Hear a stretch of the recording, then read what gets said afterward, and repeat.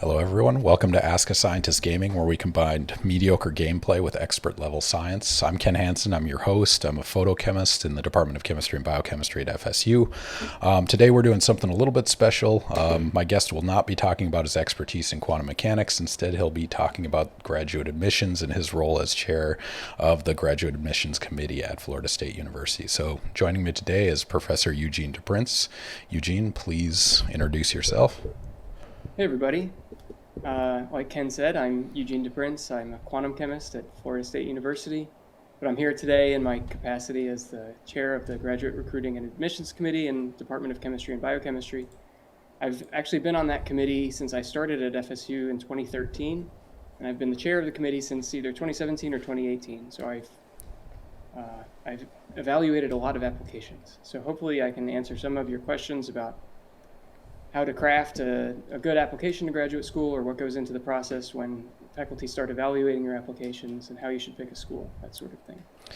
And so as for us trying to do our best not to bore you guys, we're also going to do this with Eugene playing a game in the background. So it's going to add to the challenge for him. So what are we playing today, Eugene? Today we're playing Super Mario Bros. 3 for NES. All right. It's all yours. Take it away. Okay.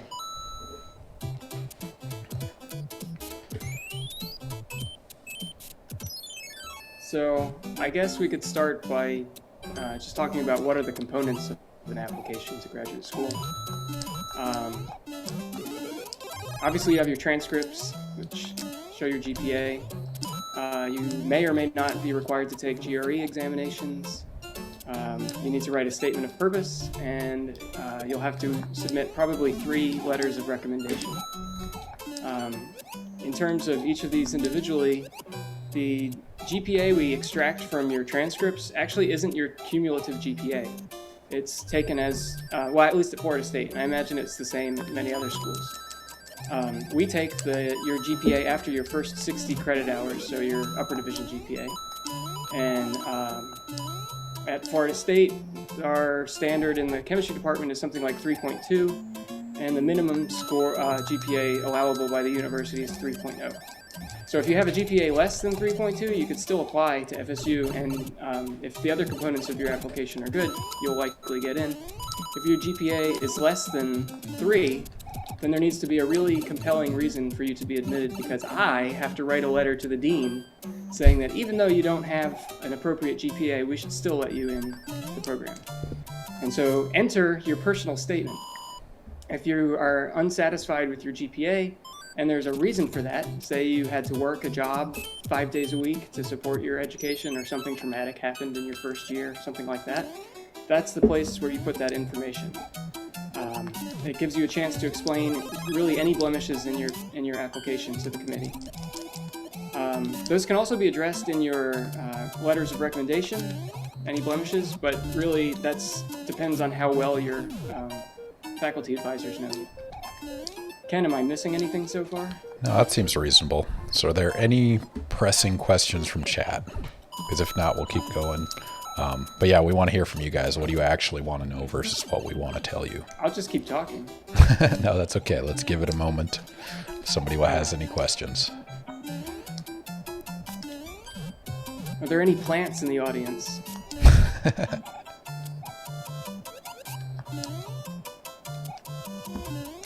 How's my gameplay, Ken? Is this impressive? It's not bad. I mean, it's no speed run, but you're not dying. No star. Am I doing this warpless? Yes, you are. I don't think I've ever completed this game warpless. Oh, today is the day. All right, so no questions in chat yet. Deadlines. When do people have to apply by? Typically around now. So some schools, I was just in a Zoom meeting with someone from University of Washington today, and their deadline was December. It was the first business day of December, whatever that was. Our priority deadline at FSU is December 15th, which was 2 days ago, but the not very much of a secret is we still accept applications all the way through the end of February. So if anyone here is considering still applying, you could definitely apply to at least FSU. And I suspect many other schools would accept applications beyond the deadline. If you're worried about wasting an application fee, you could reach out to members of the committee. I'm still going to get the whistle, even though this is going to be worthless. But you might accidentally use it, though. I did that yesterday in our trial run. All right, so deadlines are soft. That's probably a relatively universal thing.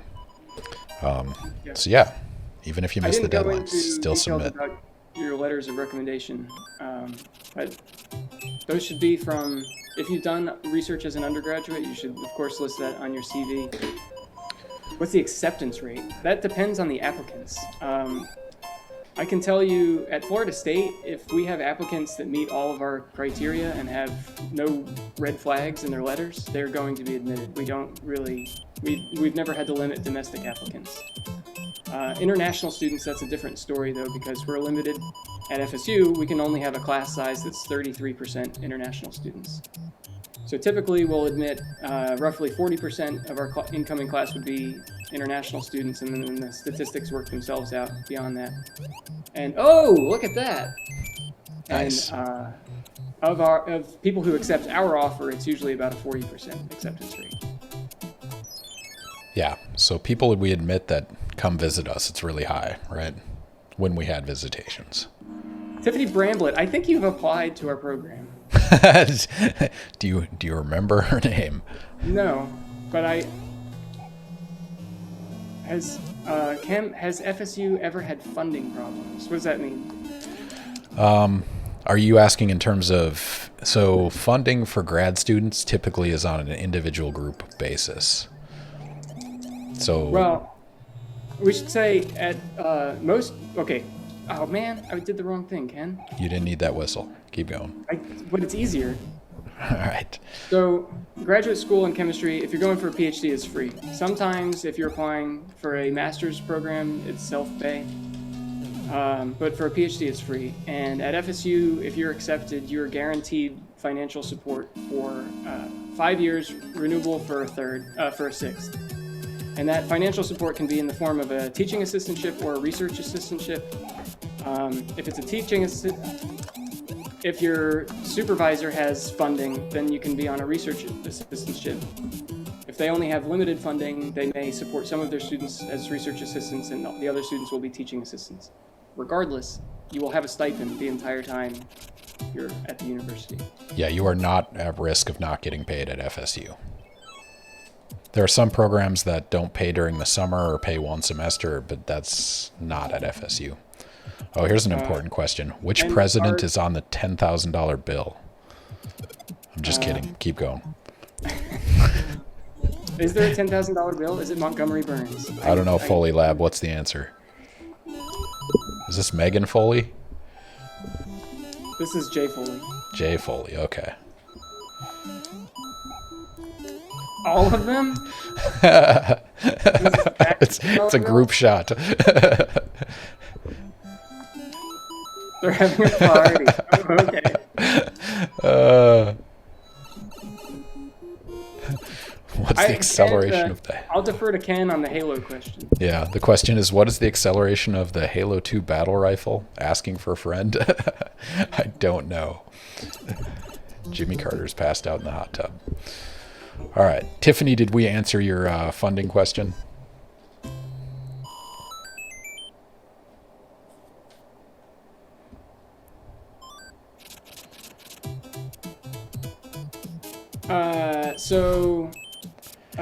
So the question from Brandau is, how soon will we hear back after applying? I've had an FSU professor reach out to me, but no official acceptance yet. It depends on how many applications we have and how difficult it is for me to wrangle the committee. Applications had trickled in before the deadline, and we sent several offers already, but those were applications that had been completed a while ago. And our graduate coordinator, is in charge of collecting everything for the committee. and she had eye surgery this year, so she had trouble. It was taking longer than usual this year. Anyway, she filed like 40 applications for us to go through yesterday, and I think another couple dozen today. And so the committee's actually meeting next Monday to discuss some more. If you don't hear next Monday, that doesn't mean you didn't get accepted. That might either mean I haven't had the time to write your acceptance letter, or the committee didn't get to go through all of the applications. We continue sending offers out until February, when we close the application portal.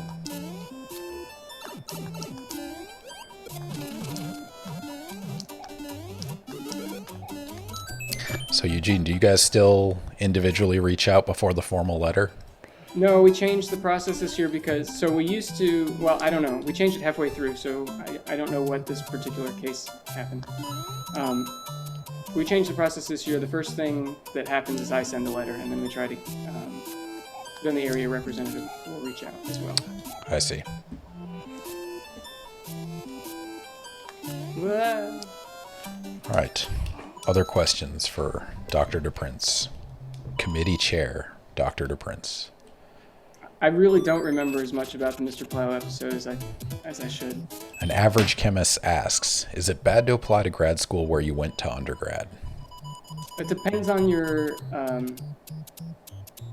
goals, I guess. I wouldn't say it's inherently bad. If it's a good program and you're gonna do great research there and you'll be productive, it's not necessarily a bad thing. I'm on fire, by the way.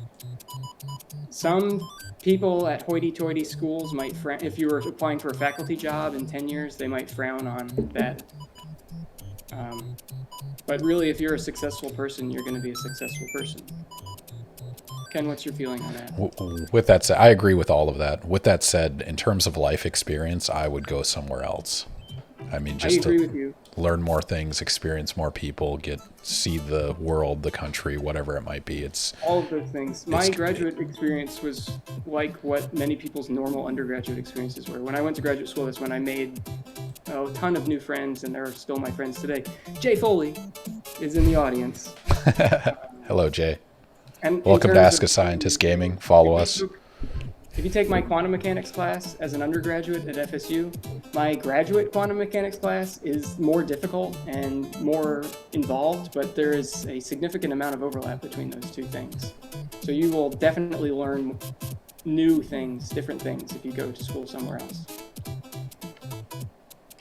That being said, if you're an FSU student, you should come back to FSU. Tiffany, thank you for the follow. Jay, I'm still waiting for your follow. All right. Emily G wants to know, is there a chance the stipend offers could increase, or is it set in stone your first year?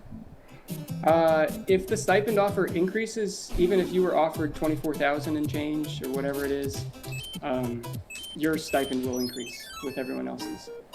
We're always trying to increase our graduate student stipends, but that's out of our department's control. Since we've been here, they've increased probably like 15 or 20%. Ken and I started at the same time in 2013. Another note on stipends. The stipends themselves can be a bit deceptive if you don't look at cost of living, right? So FSU, it's what, 24,000? 24 and a half, something like that. Which doesn't sound like much, but the cost of living is very low in Tallahassee. Yeah, exactly. So 35 in Berkeley, or whatever their stipend is. Nick Pazos, thank you for the follow. Are the stipends taxed? Yeah, they're normal income. But in Florida, we don't have income tax. Sure, but you are subject to federal income taxes. Yes, but not state, at least in Florida. Elsewhere, yes. So that's worth keeping in mind. But yeah, look up cost of living. There's cost of living calculators, and there's a dramatic difference depending on where you are. Any major city versus small, like college town, is going to be a huge difference. All right. Tiffany wants to know, are students' fees included in the tuition waiver, or will I have to pay them with my stipend? Student fees are at FSU. Student fees are not included in the tuition waiver, and again, that is something that we would love to change.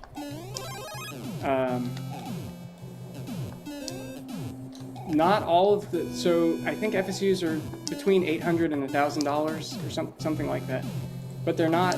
Some of them are useful things, like it's your parking, and your parking pass, and your gym membership.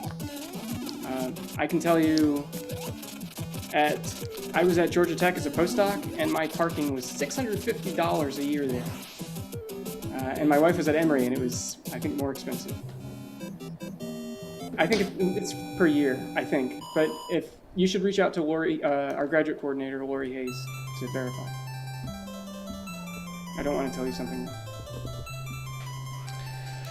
All right. Nico wants to know, graduate school for chemistry seems pretty broad. Are there other programs for more specific fields like biochem? I actually read that as more of an Irish name, as Nick Bezos. I don't know. I'm joking. I'm making a joke. Nico, Anyway. could you spell your name out phonetically in chat? No, it's fine. Answer his question anyway. It's Cuban. So it's not Irish. Got it.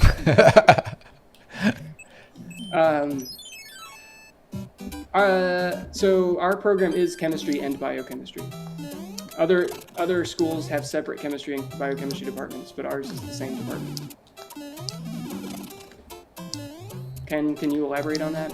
Yeah, I mean, that's true. I think the big thing to look at when you're going to grad school is not necessarily entire programs, but 2 or 3 people that you want to work for. Like, you don't need 30 people you want to work for. You need 2 usually. And so if you have those 2, it doesn't really matter how specific the program is, unless you're looking for, I don't know, some very specific niche. But, I mean, there will be enough biochemists to work for pretty much any department you join, assuming they don't have a separate biochemistry program.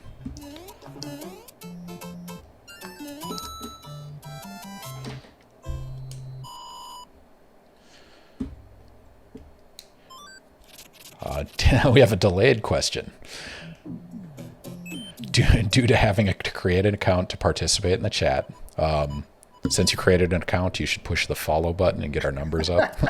I'm going to shamelessly plug Ask a Scientist Gaming. Anyway, the question from Reme2. Thank you for the follow, Reme2. What is the upper division GPA again? Is that an FSU specific thing? So I can't speak for other schools. I suspect other schools do the same thing, but the upper division GPA is what matters. Ours is 3.2 at the department level and 3.0 at the university level. We often admit students with less than 3.2 if they have other strong components of their application, like good research experience and good letters and all that. For under 3.0, at FSU at least, I have to write a letter to the dean saying, please admit this person. So there needs to be something compelling in your application if you fall into that category, to make that letter easy for me to write. I want to admit as many students as possible into the program. But rules are rules. What does that mean? GPA from... It's not necessarily upper division courses. It's whenever you reach 60 credits, then any course after that counts towards this GPA. So it could be religious studies or something completely unrelated to chemistry. This is at FSU. That doesn't necessarily hold true at other schools. Some will look at only chemistry class GPA. Some will look at your entire GPA. It depends on their strategy. The first thing I do when I see a GPA that's low or borderline, I go through the transcript and look at the chemistry courses. And that's how I make a decision whether or not it's worth going after a lower GPA student. Because I don't really care if you failed your civics class. Well, I kind of care if you failed your civics class. An average chemist, thank you for the follow. Ken, where's the one where I go down? Not that one. Not that one. All right, Tiffany has a question. What is my first year going to look like? That is such an excellent question. So at FSU, and it's probably pretty typical elsewhere, you'll come in like 2 weeks before the semester starts to do some TA training and just basic training, stuff like that, and safety training, And we'll also, during that time, have a whole bunch of short seminars from our faculty. Like, they're supposed to be 20 minutes. Some people will drone on for an hour. But short seminars from all of our faculty so you can get an idea of who you want to work for. And then the semester starts. Every first-year student has a teaching assignment. So you'll be a teaching assistant in either a lab or recitation. And during that time, you'll also be taking courses. You can take 2 or 3 courses, depending on what's offered that semester. And about, let's see, once you've seen all the short seminars from our faculty, you're supposed to arrange one-on-one meetings with 4 or 5 faculty to get a better idea of what their research is about and what their group dynamic is about. Of those, you pick 2 that you'll do a longer rotation with. And a rotation could be 2 weeks long, and it might consist of going to a couple of group meetings or shadowing a graduate student in the lab. And then after that, around November, you rank order the faculty you would like to work with.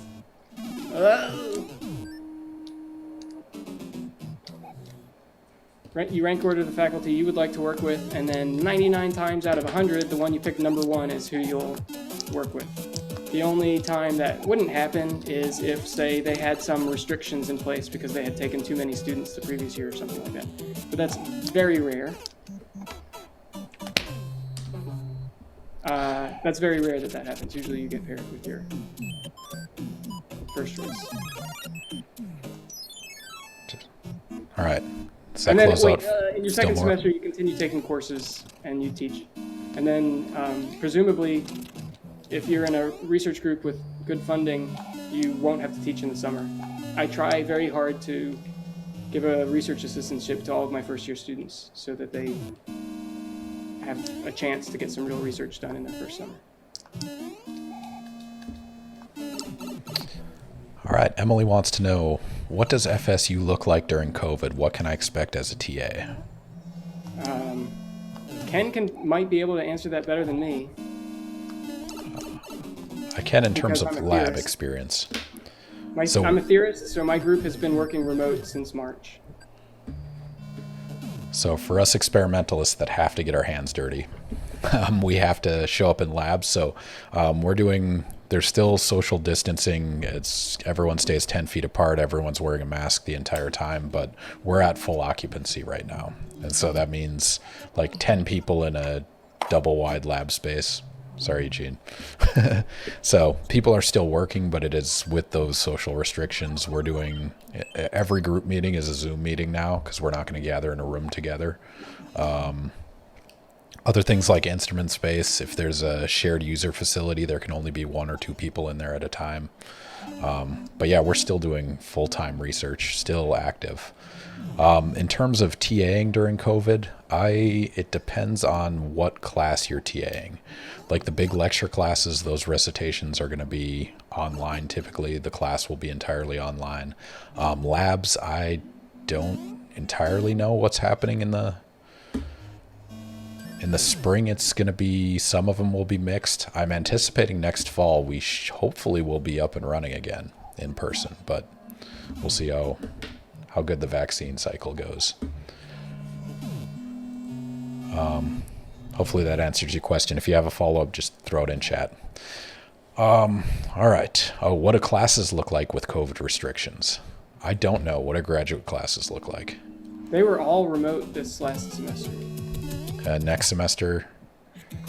I would assume they're going to be remote again. Our undergraduate courses are like, I think every section has to have an in-person section. So I'm teaching in-person undergraduate quantum mechanics, but the other section will be remote. Yeah, but if you guys are starting in the fall, again, I want to be, fingers crossed, super optimistic. I saw an analysis that said average Floridian will get the vaccine sometime in May or June. So hopefully we'll be better in the fall. But again, the department has been very good about, the chair, Jeff Strauss, has been very conscientious about, protecting us. And we've had very few COVID cases within the department, at least as far as we know. I'm sure there's a lot of undergrads, but in terms of grad students and faculty, it's been very low. All right. Julinium wants to know, what are the candidacy exams like? That they vary dramatically, depending on who's on the committee. But the general format is you write a proposal that's, we often change how long it's supposed to be. Currently, I think it's supposed to be 8 to 10 pages. And that proposal is supposed to be what you're going to do for your research for the rest of your time at FSU. And that's evaluated on its own. And then you come for a presentation to your committee, and you'll present on, the work you've done and also that proposal. And then whenever you'll get lots of questions during that time, and whenever that's done, you'll get questions about general knowledge if that wasn't assessed during the exam. And there's basically 3 outcomes. You could pass, you could fail, or you could get a conditional pass, which is where you have to do something else to get the full pass. And that might be present again, that might be write a paper on some topic that you didn't do very well on. That's basically it. Ken's on way more of these than I am, so he can tell you more. That's a good time. So your committee is going to be composed of, it'll be your advisor plus 2 or 3 people from the chemistry department, and then you'll have 1 external member. And so that'll be somebody from chemical engineering or physics or biology or whoever wants to say yes to being on your committee. And so, yeah, it's a very mixed experience. But one thing I want to emphasize about those candidacy exams is it's not the faculty out to get you. It's not like quiz you with factoids. It's more often than not just genuine curiosity in the research that you're doing, and then hopefully you understand your research well enough to explain it. And so that's typically what that experience is. All right. I don't know how to get out of this thing. Just keep going right. If you jump while you're running fast, you can get through it. All right.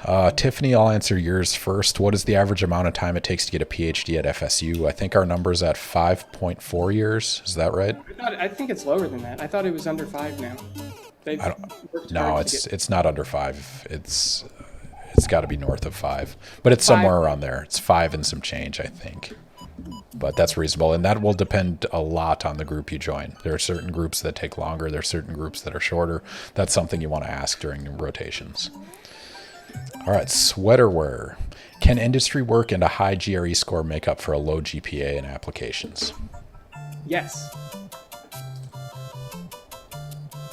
Would you like to elaborate on that? What things make up for a low GPA? You should always, yes, the answer is yes, but you should always make sure that you elaborate on.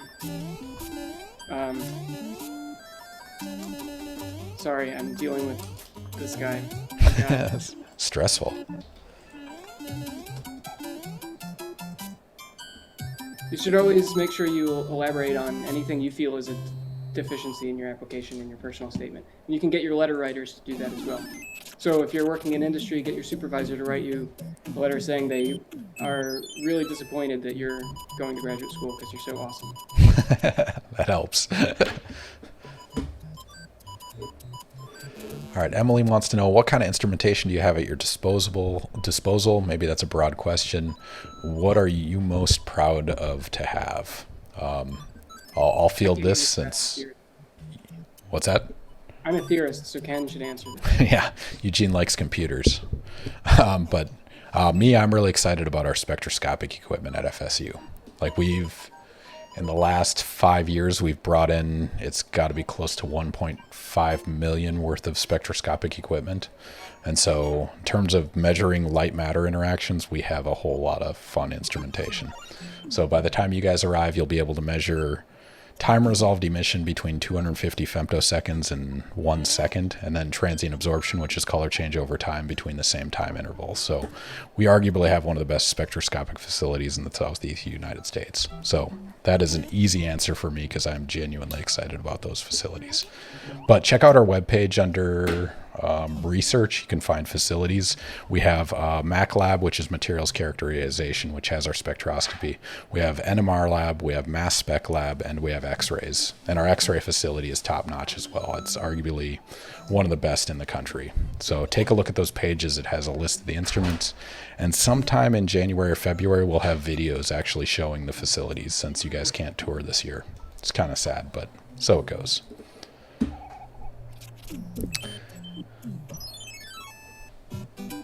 No. Eugene jumped to answer the Lorianne's question. Are all faculty as awesome as you? No, that's actually, we have a pretty awesome department. It's very collegial. Everyone's, for the most part, pretty friendly to each other. All right. That's very true. The group of faculty that were hired when we were hired and the next few years, we hang out together. We have collaborations together. So Eugene, I don't know if you saw that, but that comment came from Lori Hayes. Hey, Lori. Lori, you should follow us. All right. Remy 2, what did you two wish you knew as a grad school applicant before becoming a PhD chem student? So your volume's a little low compared to the game. Could you repeat that? Sorry, I'll bump that up. No, I mean, this is my problem. It's not the stream's problem. Yeah. What did you two wish you'd known as a grad school applicant before becoming a PhD student?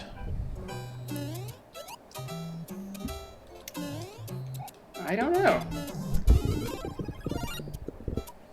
I don't feel like there were too many surprises in graduate school that I was upset about.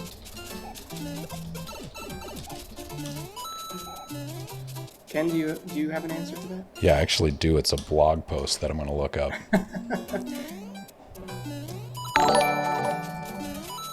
Sweaterwear, thank you for the follow.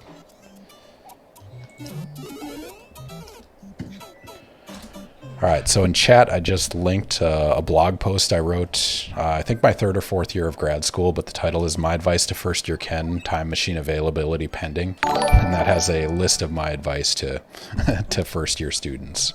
So yeah, take a look at that. I'm not going to go through those, but there's some fun ones, there's some obvious ones, there's some not so obvious ones. But yeah, that's my advice for first years in a nutshell. Thank you for asking that question. This is one of the few times I get to use that link. Julianium wants to know, when it comes to independent research, how much can be spent on materials such as cells? Like you individually? I think it depends on the group. I remember my wife is a PhD chemist as well, and in her group, if it was less than $500, you didn't have to ask.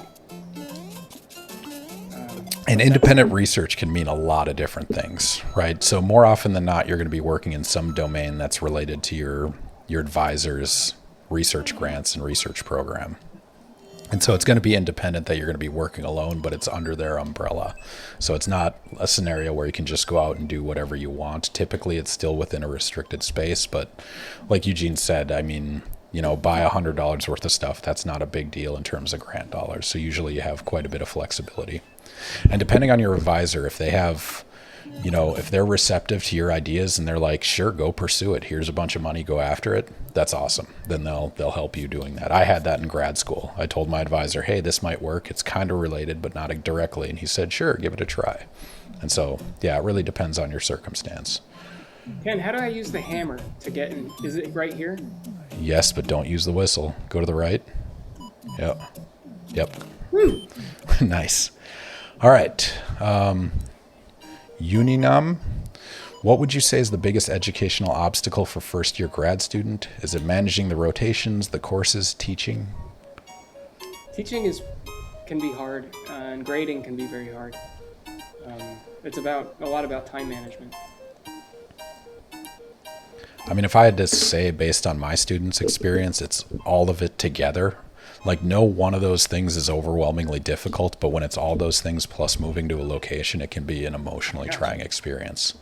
And so it's kind of all of it. And so like Eugene said, time management and balancing between those can be huge. That makes a big difference. But yeah, it can be overwhelming. It's a big experience. But I wouldn't say grad school classes are super difficult. Like they're not there to fail you. They're literally there to train you for graduate school. So it's not like how some people treat organic as a weed out course. That's not typically how classes are. All right, an average chemist. When applying to grad schools, does this mean that each letter of rec has to be sent out to multiple online applications / portals? Ken, I don't know what I'm supposed to do here. Nothing. Go back to the pyramid and beat that. Oh, that's a level? Okay. Yep. I didn't know that. I'm an idiot. Did you hear that question? No. When applying to grad schools, does this mean that each rec letter writer has to send it to multiple online applications / portals? Unless they're doing their applications through some common portal. What's the one called? I don't remember. Portfolio? Most of the time, yes, they have to send it to multiple schools.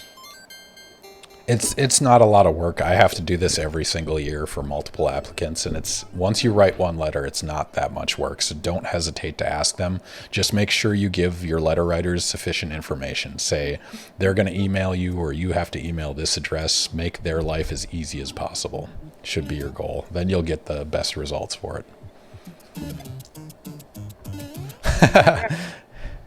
Oh, go ahead. I got a question. Why would anyone want to use that frog suit? On this level, no. You can tail whip the blocks. You can, but I'm not very good at this game. Like literally stand next to the blocks and hit them with your tail. There you go. I knew that. All right. TMF Hahim. As undergrads, how many all-nighters did you guys pull? And if so, what class made you do it most often? I probably only pulled one, and it was for a writing assignment. That's not true. I pulled two. One for a writing assignment and one to read this horrible book for an anthropology class. And I'm pretty sure I was the only one in the class who read that terrible book. I still did not do very well on the exam. What was the book? Terrible book. What? What was the book? It was about this tribe. They were called like the Canella or something like that. And awesome. They like to do the sex a lot. Sounds like a good book. It was not a good book. I didn't pull a lot of all-nighters. Believe it or not, I was actually an athlete in college, so it was not good for me to try to do that. Like, it just wrecks you for sports for like a week. So, yeah, I tried to avoid that as much as I could. All right. So again, anyone just joining us, welcome to Ask a Scientist Gaming. Today we have Eugene DePrince. He's answering questions about grad school applications, the review process, decisions, timelines, how to pick a group, whatever you guys want to know about graduate school, particularly about FSU chemistry. We're happy to answer any questions you have. So go ahead and throw your questions in the chat. What sport, Dr. Hansen? I was actually a track athlete. I was a high jumper. So yeah, I wasn't super good, but it was Division II track, so not too bad, but not too good. But I did high jump over 2 meters, which in freedom units is 6'6", 3/4 of an inch. That's very tall.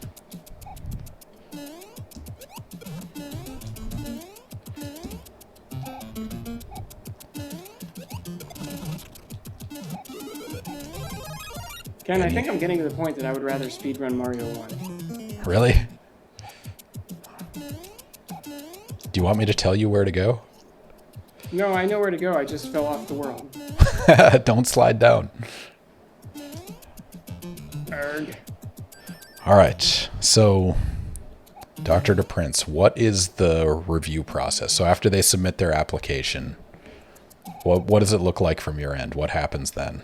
So our wonderful grad coordinator, Lori Hayes, collects all the applications for us and puts all the information in a spreadsheet so we can easily make quick assessments of people, or of applications rather, I should say. And then the applications are divided by area. So an area representative, like the physical chemist on the committee, will look at the applications for people who look like they're interested in physical chemistry and so forth. And the area representative will look at each of the components of the application, and we have guidelines for what are acceptable metrics. And then they'll make a determination of whether or not we should admit the candidate. They'll bring that recommendation to the committee, and if everything's above our stated metrics, there isn't even any discussion. The only time there's discussion is when there's some issue with an application, like a low GPA. Or our GREs are waived currently, but in the past, if the GRE was low, that kind of thing. And then either the area representative or the committee chair will reach out with an offer. So anytime between December and February, really. So if we don't get through all of our applications next week, it might be until the new year before we send out offers. Because technically the university is closed next week, but we're meeting anyway to discuss this.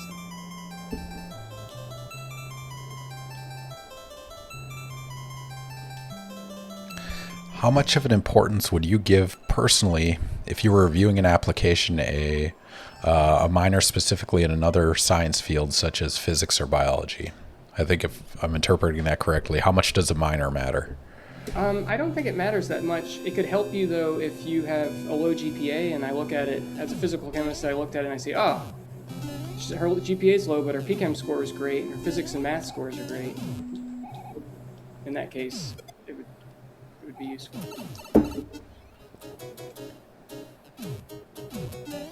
Along those lines, I have a follow-up. ACS approved chemistry degree versus not approved? I don't pay attention to that.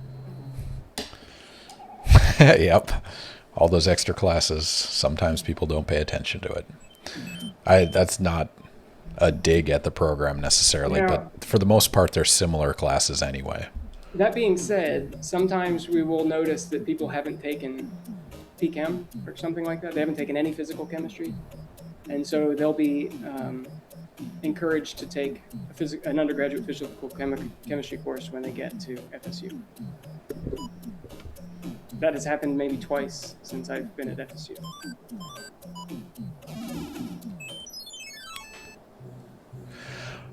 Tiffany wants to know, I think I know the answer to this, but does FSU offer grad student housing? I actually don't know. I don't think we do have grad student housing. Lori, are you still here? Yeah, Lori would be able to answer that. Regardless, if she doesn't answer, just send her. No, she just answered. So that's interesting. Yes, they do, but it doesn't count towards establishing residency, which is very, very weird. I don't know why that would be the case. So that's problematic. I don't know if it's problematic from their point of view, but from the departments it is, because the tuition waiver is higher. Yeah, if you're... Lori, would they be responsible for paying the difference in out-of-state and in-state tuition in that case?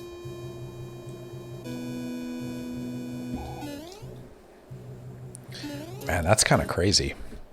But also, Tiffany, it's one of those things, like if you're going to UCLA, you really want to look into graduate housing. At FSU, there's enough opportunities, local housing. I mean, it's relatively cheap, and if there's any grad students in the chat, they can vouch for this, but... I agree. I went to the University of Chicago, and I lived in university housing because it was so much more affordable than anywhere else, but I don't think that's the case here.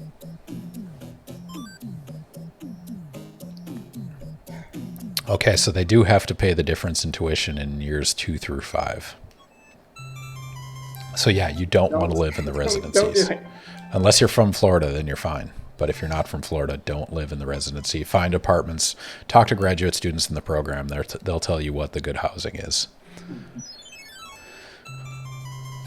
All right.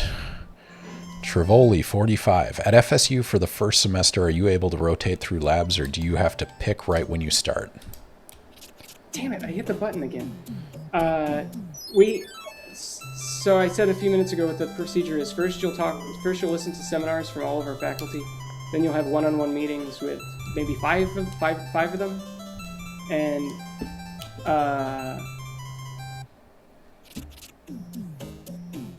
Why did I get kicked out again? I have no idea. And then after you have your one-on-one meetings... Oh, wait, the ship moved. Go to the left on the map. Yeah, okay. After that, you can do 2 or 3 rotations with the groups of your choice. So you could do more rotations if you wanted, but we require a minimum of 2. The other thing I should point out about Professor Melko, thank you for the host. Bringing us one viewer. Professor Melko is a professor at UNF who has regularly sent us awesome students. So thank you for swinging by for the stream. And also congratulations on the recent baby. Hey, Justin Kinnemore. I don't know if you know Justin Kinnemore in our department, but he had his first kid. I think it was today, wasn't it? Or yesterday? Yeah. 15th or something? 14th or 15th. Okay, so it's fairly recently. But yeah, congratulations, and I'm sorry. And I'm changing games. Are you? Yeah, I give up. All right, I'll go to the... I can beat this with whistles. All right, Eugene is giving up while he does that. We'll keep looking at questions from chat. It's ready to go. And Brando, give me a second. Let me shift this. All right, so we have Super Mario Brothers 1. What was this, 1986 release? Eugene is a top 500 speedrunner in this game. So no pressure, Eugene. You need to get this going. I haven't played this in like 6 months. You mean like 3 days? When did I play it? Did I play it 3 days? Oh, you're right. Wow, yeah, I'm an idiot. And Tiffany wants to know, hold up, you have Mario on PC?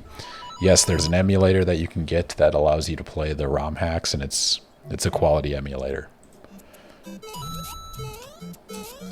Oh, this is not a top 500 performance.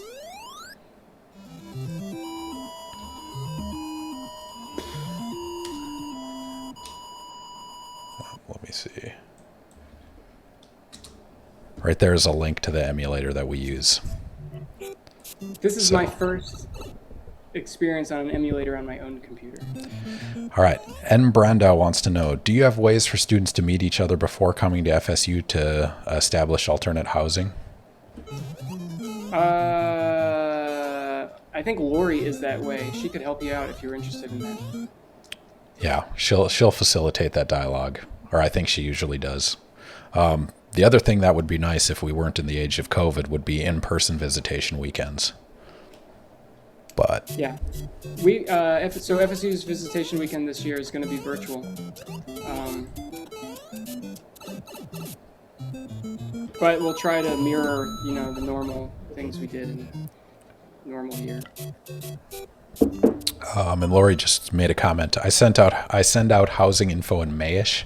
Ask permission from students who have accepted our offers to introduce to each other. So yeah, she will facilitate that dialogue. And that's awesome. Find a roommate in the program, become friends with who you work with, because that makes life way better through graduate school. You're not on an island. You are all on islands together. All right, Fulminating Silver. Nice name. If you talk to a professor beforehand, is there any way you can be somewhat guaranteed to get to work in his lab? There are no guarantees. So you could a lot of times faculty will invite you to do research with them over the summer. Even that isn't a guarantee. I think that's a very high likelihood you would get to work with them.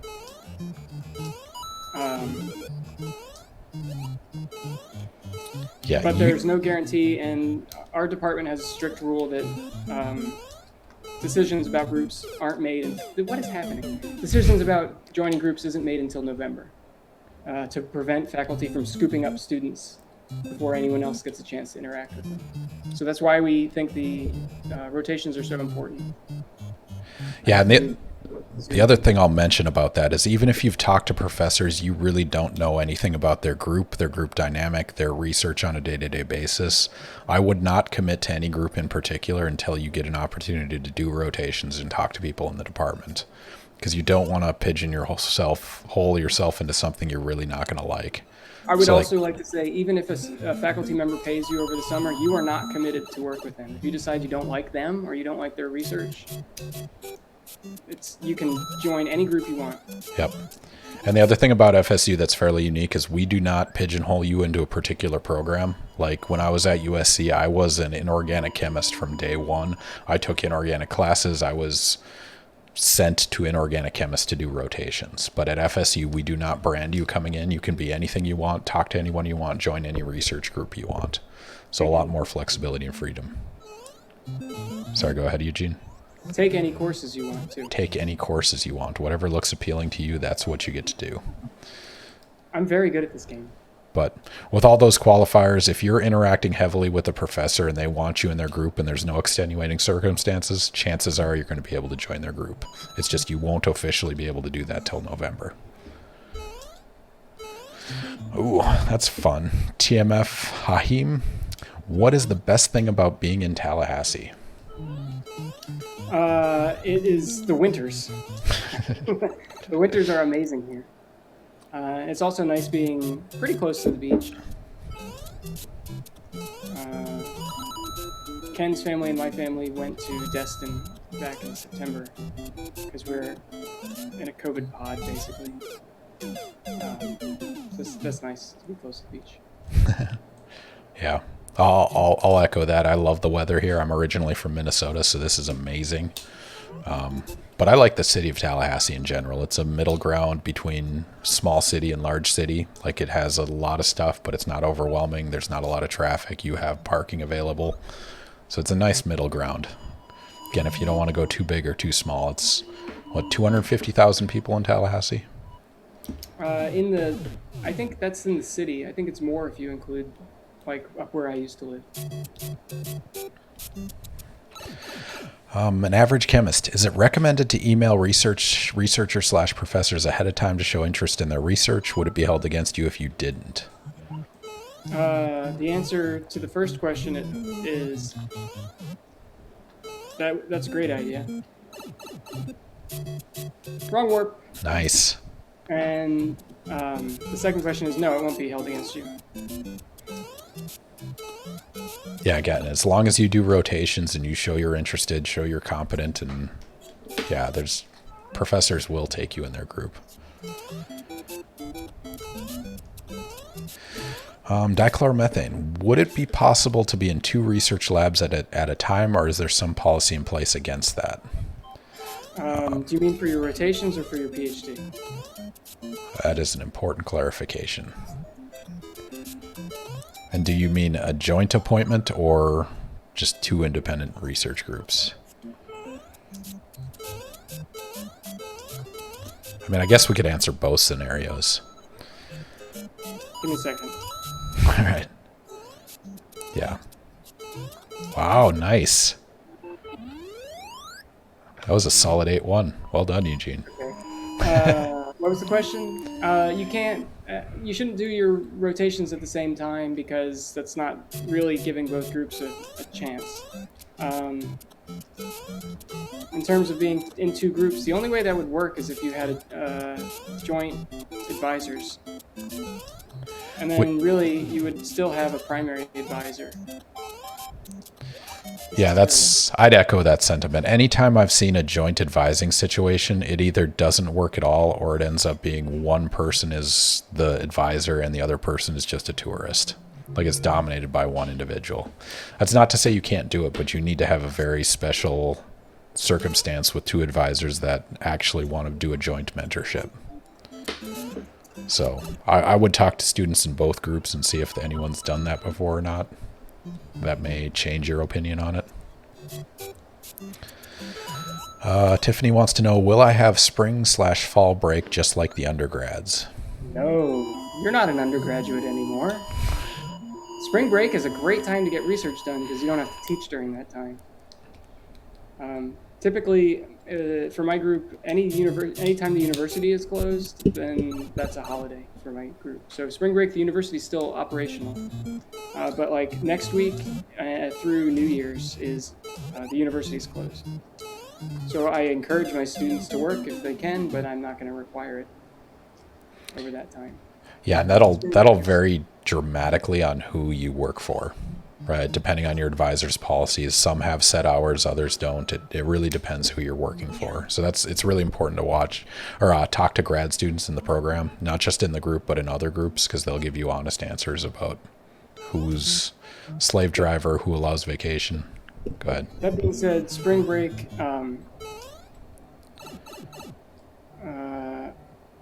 I have a very important phone call. Can I take it? Yes, I'll answer I'm questions. Really sorry. You're going to mute? Yeah, I need to find the button. I can mute you. All right, he disappeared. All right, so yeah, Albert DePrince is on a break. Do you guys have grad student organizations that do outreach to the community? Yes. Is there a grad student in the chat? Somebody hanging out? Maybe Alex Robb is here.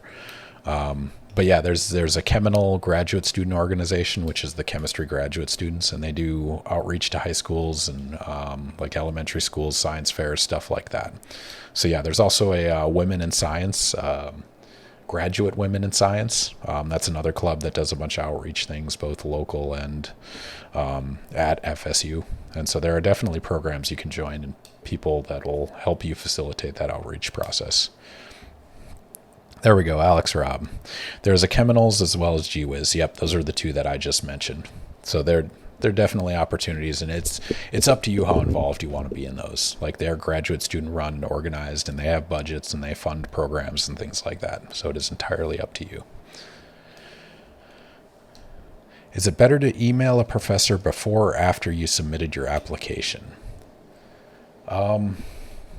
I'm going to save that one for Eugene. I'll let him deal with that depending on how their graduate admissions deals with it. It probably won't work against you doing either of them, but it also probably won't help you necessarily in terms of getting into the program, because that's entirely controlled by graduate admissions. Like, I'm not on the committee, so I don't have any pull in that circumstance. They have the power to admit who they want to. All right, Emily G. How does one choose classes to take in their first year of grad school? Is it more flexible than undergrad? It's more flexible in the sense that you can take, at least at FSU again, because you're not restricted to a particular program, you can take any classes you want. And so there's that flexibility. But with that said, there's a lot less classes available than undergrad, just because it's a smaller program than undergrad. So there's fewer opportunities in that sense. But the ones that are available, you can take anything you want. How is the parking on campus? How much is a parking pass? Alex Robb, can you answer that as well?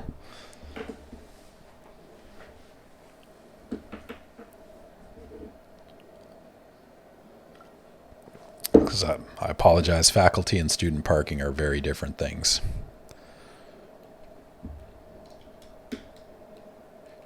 As far as I know, my students don't have issues finding parking. There's two pretty big parking garages near. Parking is included in the student fees, so you don't have to pay for parking on campus. That's pretty good during COVID.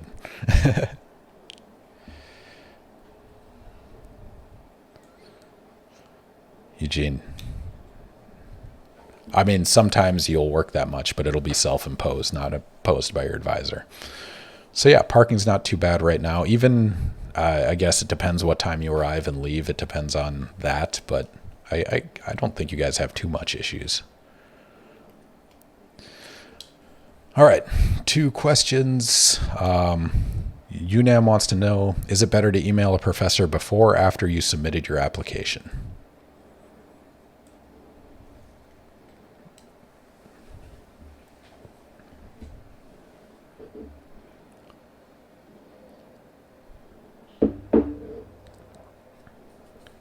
They vouch for you, as in they can pull and get you in?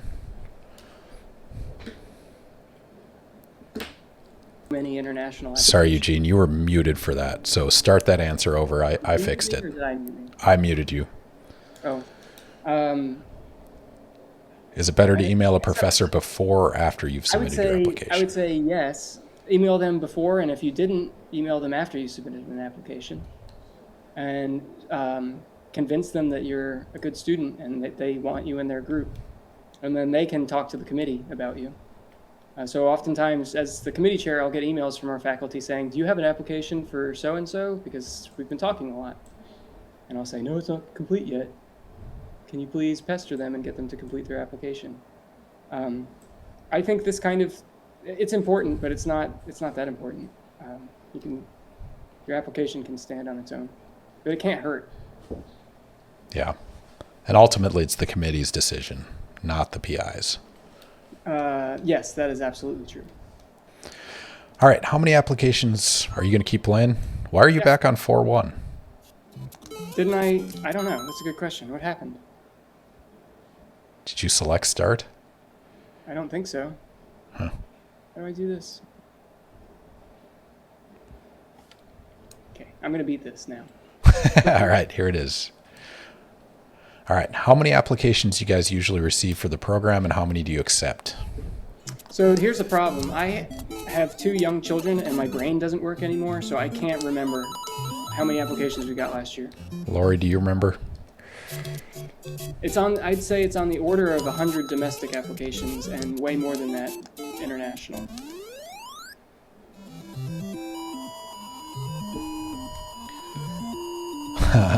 Gotcha, thanks. By the way, it's pronounced you know when. All right, thank you. Is that your actual name?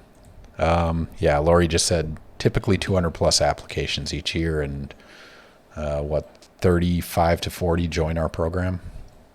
Yes. You know when. Is that Vietnamese? What is that?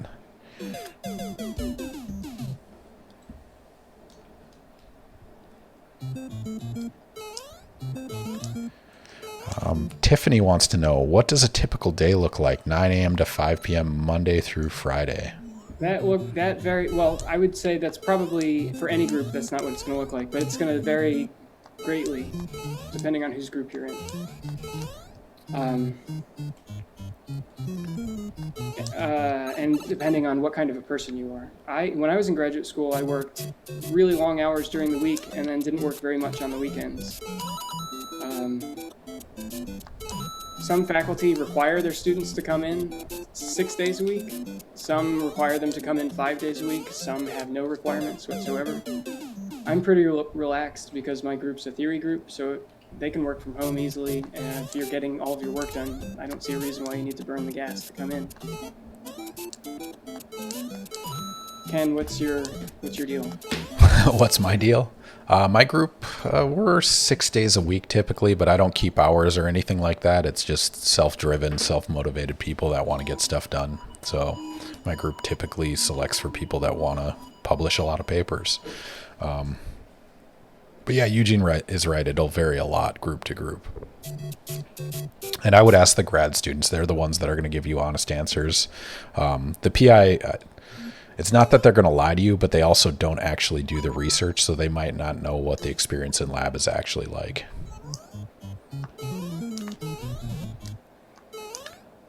Oh, wrong warp. That was a pretty good one, too. Yeah, that was nice. All right, we're 1 hour in for anyone that has joined us recently. Welcome to Ask a Scientist Gaming. Today we have Dr. Eugene DePrince, who is here as chair of graduate admissions to FSU Chemistry and Biochemistry. Happy to answer questions about FSU Chemistry applications or grad school and chemistry in general. So any questions you have, please throw them in chat now.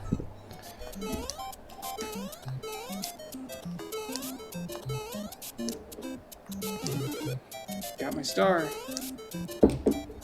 All right, if there's no questions in chat. Oh, there we go.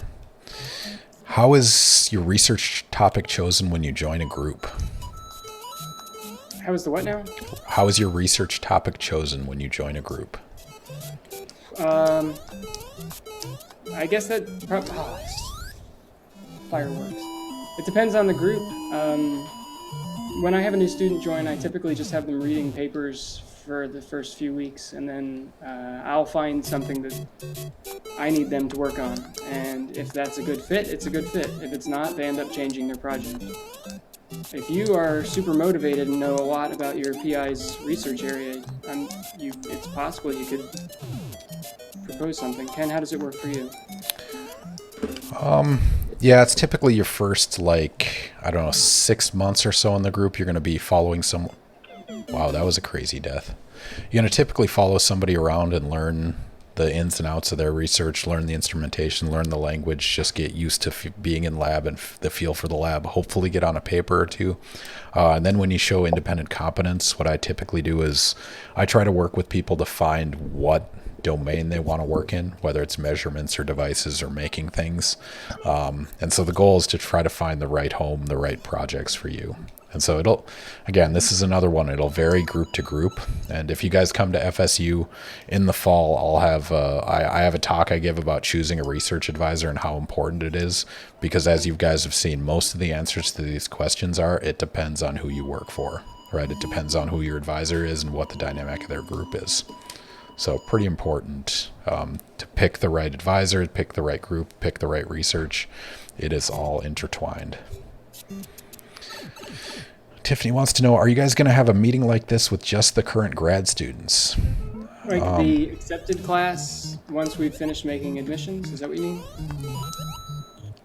mean? During like the 2 weeks of training, or I don't know what we call them. But there's regularly meetings, Q&As with faculty and things like that. So yeah, there are gatherings like that. I don't know about Twitch streams like that. I suppose we could, but we'll see. If we publish after our application is submitted, how would we notify you of that? Are you talking to me? If you're talking to me, or are you talking about FSU, then just email me. If you're talking about another school, maybe find out who the graduate chair is. That would be whoever's running that committee. Or if you can figure out who the graduate advisor is, I suppose you could email that person. Yeah. But or if you want to tell me something to update your application, just email me. Or email Lori. She'll update it as well.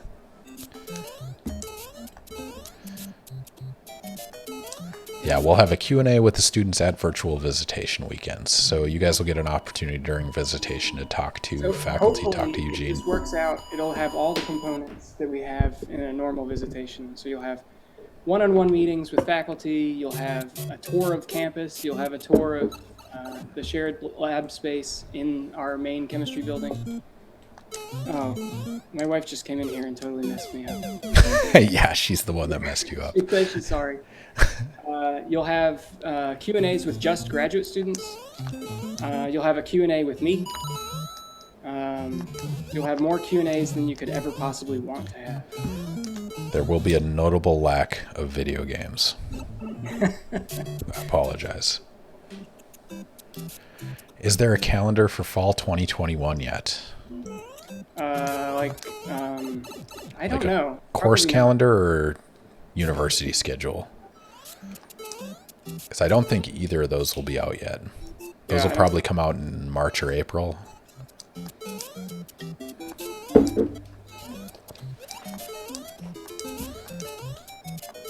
We haven't even finalized our teaching assignments for fall. Yeah, that's true. We don't know what we're teaching in the fall, so the class schedule is not solidified. I just need to plan when I should move. When is training start? It's like second week in August? If Lori's here, she can tell you. If not, Ken, can you write down who this is? And I'll send an email after this is over. Lori's in here. I have that information. She'll give us a date. So orientation will be 2 weeks prior to the first day of class. So the first day of class is like August 25th or 26th, something like that. I have this information. I just don't know it offhand. But yeah, email Eugene and Lori if you want answers to those questions. All right, any other questions about grad school in general? Orientation, visitations? Ken! Oh, Eugene was going for a bullet glitch, which is a non-trivial speedrunning trick that I've never done. And you've got it to work a few times? But the way, I've never gotten it to work where Mario stops at the flagpole. I've gotten it to work where the flag doesn't come down, but he still walks into the house. I see. Did you know there was a difference? Yeah, saves you some time, but not as much time.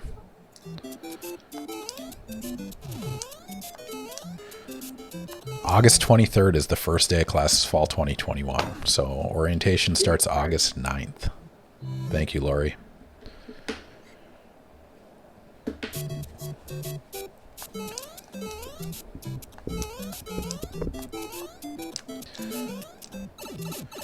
Anything else you want to know? Those of you that have been silent, do you have burning questions you want to share? Now is the time to do it anonymously, where you don't have to stand up or raise your hand. Just do it through chat. Next time I die horribly in this, I can look at my list. Travoli, can you guys talk more about nuclear chemistry / radiochemistry at FSU? You should write to Tom Albrecht-Schmidt. Yeah, he is primarily our nuclear radiochemistry program. Like, he's a big dog in the field. He's one of the only people doing it. Now, Jeff Strauss does some lanthanide chemistry. I do a little bit. I measure stuff for Tom occasionally. Susan Laturner works with things like uranium. But the dominant force in radiochemistry is Tom Albrecht-Schmidt. And so in terms of talking about that, I think FSU is one of the only universities in the United States that can work with the late row actinides. Like, we've used stuff like curium and berkelium and einsteinium and stuff that nobody else gets access to. And so that's because Tom has whatever clearance is necessary to work with those sorts of things. So it's a very strong program in radiochemistry, but it's also driven primarily by Tom.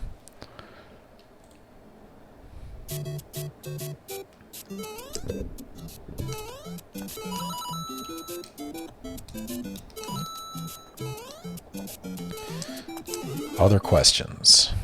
I would encourage you to reach out to Tom, and if he ignores you, write to me, and I'll say, hey, Tom, there's this great student who wants to talk to you.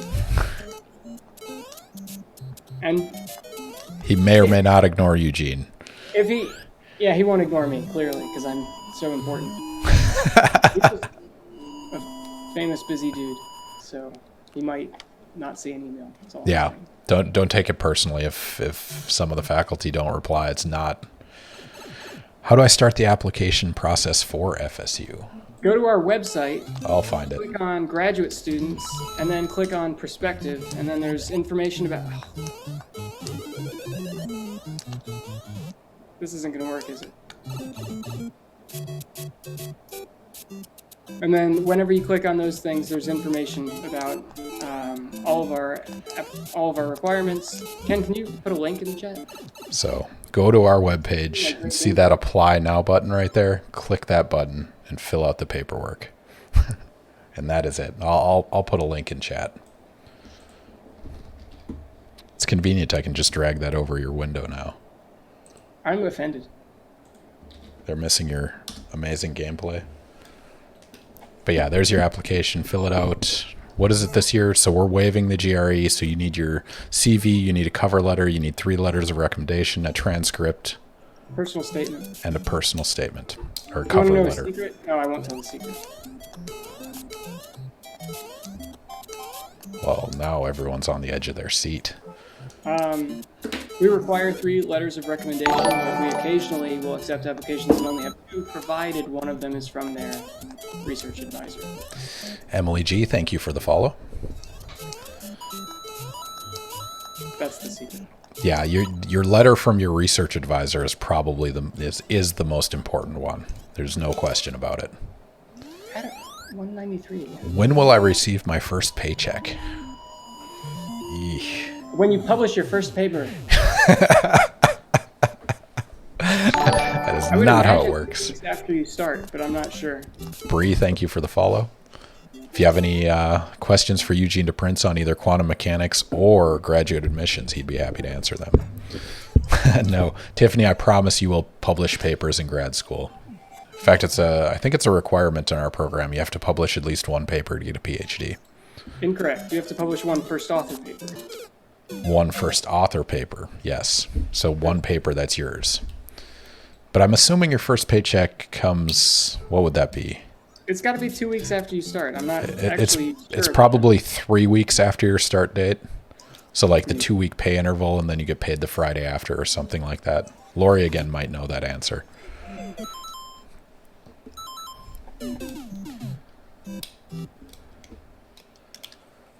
Omakarth, thank you for stopping by. Again, if you have any questions, put them in chat. If not, you can email us, find us on the internet. We are friendly people that are happy to answer your questions.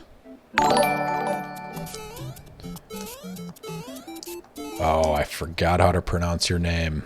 You know when. Thank you for Thank you for the follow. So Lori said 3 to 4 weeks after your start date, depending on submitted requiring paperwork during orientation. They're also, depending on the research group, some will pay you to do research during the summer as well. So if you're interested in a group in particular, reach out to them. There may be opportunities to do some research. Like $5,000 for the summer. Yep. Emily, thank you for swinging by again. Yeah, feel free to email us if you have any questions. Bye. She left because I can't beat this. Everyone's leaving because you can't beat this.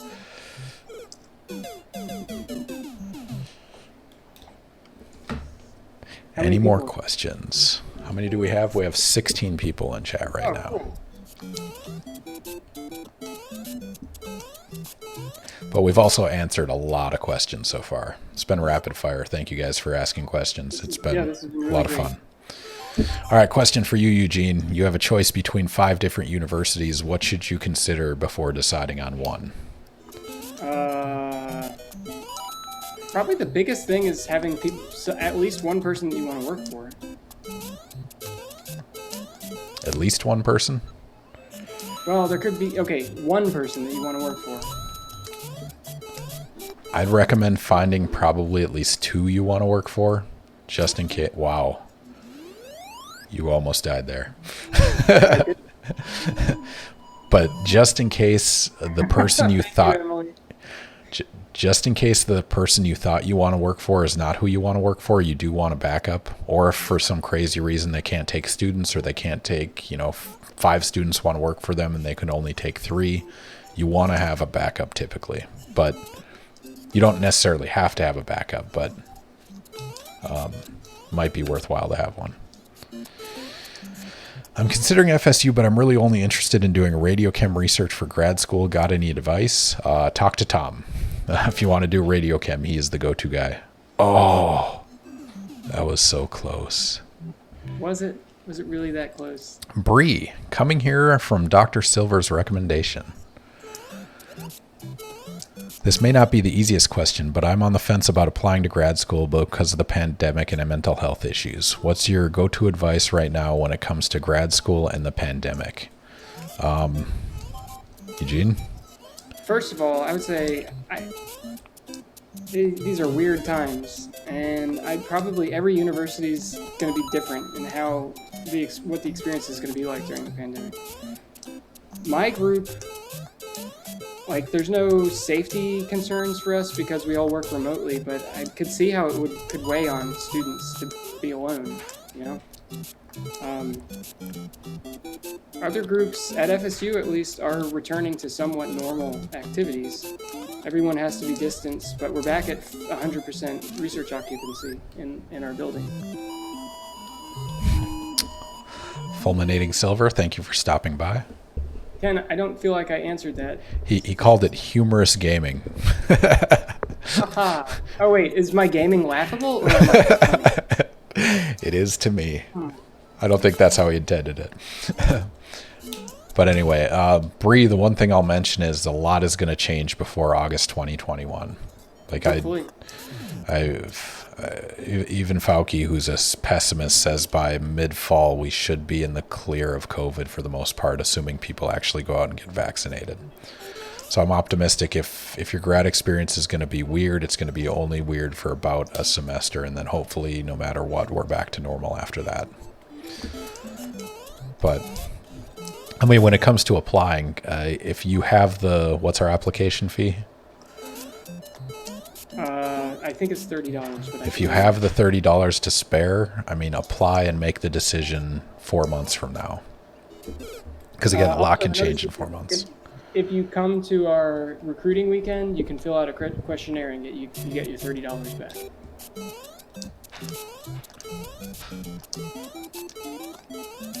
All right. Tiffany wants to know, what are the pros and cons for joining a research group that is relatively new? The pros are your PI will be super invested in you because they need to produce results early on.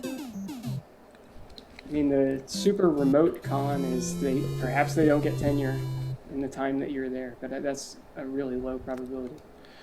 Yeah, but the pro of getting training directly from the PI, like actively in lab, helping you learn to do things, they'll be your lab mate. Yeah, you will learn a lot more from a young PI that needs to get work done and needs to be in lab with you. But they also don't have the name brand recognition that a senior PI has. So definitely pros and cons. Saying your audio is low compared to the video game. Quiet down your video. Yes. How long has it been? Low, I mean? I don't know. Just adjust the game volume so it's lower. Lord almighty. How did we do that? Go up to options. I have to get rid of my Zoom. No, yeah, you do. Don't break it. Hide. Tiffany, so what if they quit? Nobody's going to quit. Like, becoming an assistant professor in chemistry is the equivalent to going pro in chemistry, at least for us. It's a very coveted, competitive job. Very few people go into it not knowing what they're getting into. I wouldn't lose sleep about somebody quitting early. That rarely would happen.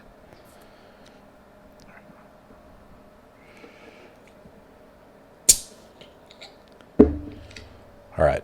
Ecstatica's back. Ecstatica, welcome back. So yes, Tiffany, I would not lose sleep over somebody quitting. Can you still hear the game audio? It's a crucial component. Game audio okay? I was joking. It doesn't matter. Does matter. It sets an ambiance. Oh, the other issue I'll say about the audio, like we troubleshot all this in the last 2 days, is Eugene's piping into my OBS program via Zoom, and we're setting up a green screen through that. So his audio is being controlled through Zoom. So every time I talk, the volume for his game and him goes down. And we don't have a way to fix that yet.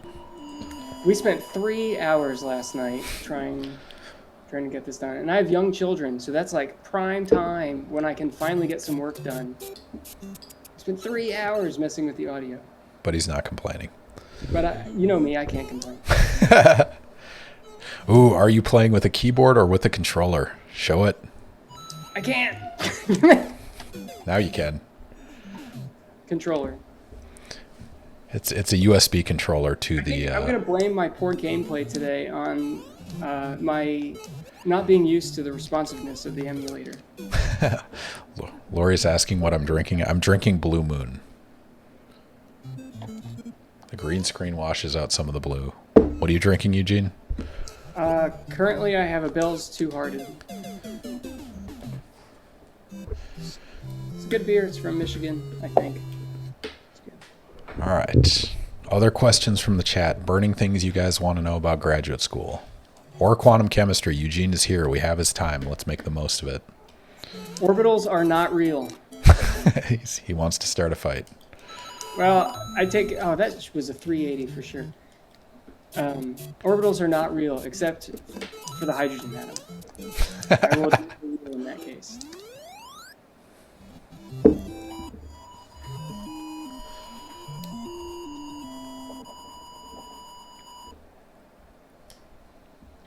So I don't think you answered my question. You left with a phone call. Oh, sorry. You have 5 schools to choose from. How do you make that decision? That's really hard. I mean, there's silly things like the rank of the school and your impression of whether or not it's a good school in quotation marks. But I would that's the mistake to make. The good way to do this is, are there people there that you're excited about doing their research? And yeah. Whether or not there's more than one, Ken already weighed in on that. Yeah. But that's 100% true. Like, I worked for Mark Thompson at University of Southern California, and that's a, borderline 50 FSU type ranked program. But Mark Thompson is also a giant, right? He's known by everyone in the field. So It really depends on who you work for. After getting a PhD, did I think about going into industry? Is that the next question? Yes, Tiffany wants to know. I really wasn't sure what I was going to do after graduate school. Industry for me, I could go work, I guess I could do calculations at a pharmaceutical company or something like that. I had a lot of friends who went to, Intel. I had friends who went to management consulting firms. I was going to say stock market trading, right? Yeah, I wasn't really interested in that. And I wasn't sure what I wanted to do, so I did a postdoc. And then I did another postdoc, and then I got a faculty position. I got extremely lucky throughout the whole process. I don't think I had a very good plan going in. I don't think I ever thought about, I mean, industry was going to be my backup plan. My priority was always to get an academic job. And that's because I really like the flexibility of pursuing anything I want. And it's like, I'm known for solar cells, but we also do proton transfer catalysis, which is organic synthesis. We've done, metal ion separation versus via light. Like, I get that flexibility in academia and nowhere else. So I couldn't do that in industry if I wanted to.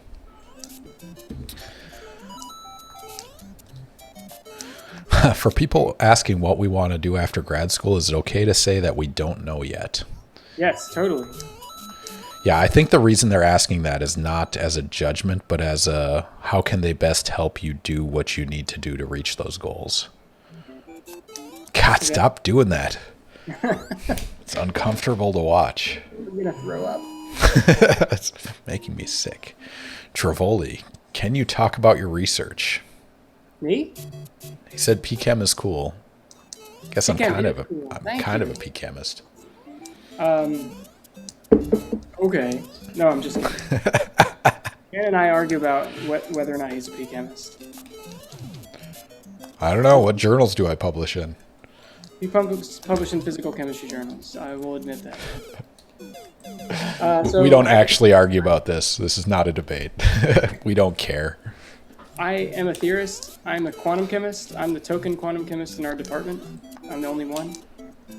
We have two theorists, but I'm the only quantum chemist. That means that I'm interested in developing and applying theories and algorithms to describe how electrons behave in molecules, and then from that you extrapolate like the properties of the molecules. So I can do calculations in support of Ken's research. If he's interested in understanding how transition dipole moments change in a complex when you change ligands on it. I am very interested in that. Are those calculations done? It's actually way less trivial than you thought, and we can talk about that in a moment. All right. But my primary interest isn't chemical applications, it's developing theories and algorithms. I like computer programming, so I feel like a software scientist who tricked people into hiring them as a chemistry faculty. I hope there's none of my colleagues on here. So I am here. Today, what we do, everything starts with the Schrodinger equation, and you develop some kind of theory to solve it approximately. You do pencil and paper, and then you code up whatever theory, and then you apply it to systems that maybe Ken is interested in. So I'm a photochemist. I care a lot about light matter interaction, shining light on things and seeing where that excited state goes. And so we do it for a bunch of different applications. It could be solar cells, could be catalysis, could be electron transfer, photomechanics, using a polymer, shine light on a polymer and turn light energy into mechanical energy. So yeah, we do a little bit of everything. We make stuff, we measure it. A lot of spectroscopy, seeing what happens to those excited states. Yeah, that's pretty much what we do in a nutshell. So I would also like to add, for anyone who's interested in computational chemistry, I have had students who are interested in doing applications, and we do some applications as well. That's just not my personal primary interest, but someone could do a computational PhD with me if they were interested. Oh, that's fun. So you'd have a dedicated person to do my molecules? If I had money to support someone and someone who is interested in doing that, yeah, sure. We got to get the MRSEC funded. There was I just saw another paper on molecules and cavities, and they were looking at ground states like I'm doing. Just absorption spectra or IR? No, ground states. So they were just looking at how non-bonded interactions change. So, hey, everybody, it turns out if you take a molecule and put it in some kind of optical cavity, so that means just sandwiching the molecule between some mirrors or something like that, then you can change the properties. You can create states where you have electrons and photons that are very strongly coupled to each other, and you get these states called polaritons that have some electron and some photon character. They're these weird hybrid light matter states. So that happens when you put photons in the cavity. It turns out when you just put a molecule in its ground state in the cavity, it can interact with the vacuum field. That's like the thing that's there that could support photons. Think of a harmonic oscillator in its ground state. It could interact with the ground state of the harmonic oscillator and change the properties of the molecule. That is like the coolest thing in the world to me. Anyway, there was just a paper today. They're looking at non-bonded interactions like hydrogen bonds, dispersion interactions, how those types of things change just by putting the molecule in the cavity. But it was a theory paper. It was a theory paper, yes. Okay. High-level theory. I mean, it's silly systems like molecular hydrogen dimer. Yeah, because when you say looking at the ground state, like, how do you look at it? Well, I know the wave function, and I can calculate various properties. I mean, experimentally. You measure things. Measure absorption electron spectra, affinities and IR. ionization potentials involve the ground states of the neutral ion, anion, and cation. They're all ground state properties. Trivoli 45, look at what you started. All right. Questions from anyone else? Eugene and I will do this all day. We will literally do this all day. We collaborate. We've published together. It's fine. We're friends. But questions about graduate school? Nope. What type of polymers do you study spectroscopy of? That is a fun question. So the ones I'm interested in are they're photomechanical polymers. So they have a chromophore in them that absorbs light and then isomerizes. And so the one we look at is stilbene and azobenzene, which is a carbon-carbon double bond or a nitrogen-nitrogen double bond with stuff coming off the opposite sides, and they can be trans or cis. And when you shine light on it, it goes from trans to cis. So it isomerizes between the two, and that translates to a bend in the polymer if it's the right material in its glassy states. And so we're not just much interested in making the polymer. We're very interested in how the composition of the polymer influences the mechanics and things like that. So yeah, kind of an out there project. It's not something I would have thought of, but Billy Oates in mechanical engineering, when I was interviewing here, I did a tour of his lab and he's like, here's what we work on. Can you make it better? I'm like, maybe. Here's some ideas. And so that's how that project started. Ken, what if you put the polymer in a cavity? Then it won't bend. The cavity is very large compared to the polymer. I mean... Oh, you mean like physically... Like bend, yes. A piece of, yes. A playing card bending. Yep, exactly. I keep trying to show... I have two laptops, and I keep trying to make hand motions in front of the wrong one. Trivoli wants to know, what is involved with being a theoretical chemist? Like, what does a day of work look like? I just sit around thinking all day. Now the real answer is... as a graduate student, most of what I did was programming. So I sit at a computer and debug my code, which is like the most fun thing I can possibly think of. He literally does that for fun. Tell him about your new website you love. You got the glitch. I didn't stop. The flag didn't go down. That saved you like 0.6 of a second. But he didn't stop in front of it. You should be able to stop in front of it. That's Everybody the here second has witnessed something beautiful.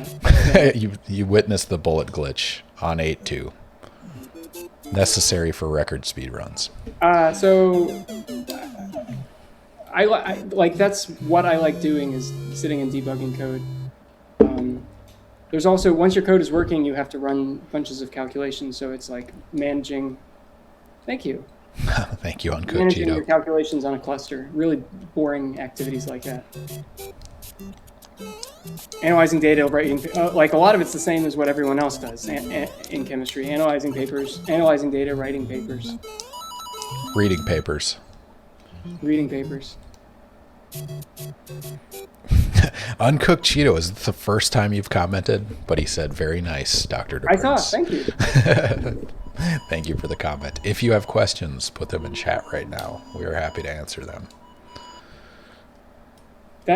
How many graduate students are in each research group? That varies greatly. I have 3 graduate students and a postdoc currently. I have 4 graduate students. My group's pretty small. Tom Albrecht-Schmidt, on the other hand, has a huge group. I think he has 10 or 11 grad students. I have 7. I think our average in the department is somewhere around 5 or 6, but it depends. Ecstatic. Ouch. I'm sorry, 4th graduate student. I said earlier I have young kids and my brain doesn't work anymore. Ooh. Nothing personal. This one's fighting words. Trivoli. So, you would say that nowadays theoretical chemistry is just computational? No way. I would say the opposite of that. There's a lot of exciting theory work going on. Strongly correlated electrons are very difficult to describe. So there's things like density functional theory that a lot of organic chemists and people like Ken think are a cure-all. And those work very well for systems where the electrons are weakly correlated. Whenever they are strongly correlated, which it doesn't matter what the difference with it. You know what? It does matter. Strong correlation happens in all sorts of interesting problems in chemistry. Like the most basic time when you see it is when you have a bond breaking. And you end up with some orbitals that are degenerate, and that leads to this strong correlation problem. It's all about degeneracies in the wave function. And that's not a solved problem, especially strong correlation in excited states. So there's all sorts of cool new theories people develop to try to treat this very specific problem. And the strong correlation problem is also something that quantum computers are ideally suited for treating. So a lot of people in my field are moving towards trying to work on either using quantum computers to solve chemical problems or developing new algorithms for quantum computers, that kind of stuff. So Trivoli, I'd argue that the computational aspect of theory, like plug and chug calculations, has become so easy it's borderline dangerous. Just because anyone can do it and they can put whatever orbital picture or whatever HOMO-LUMO levels they want in their paper without physical meaning behind it.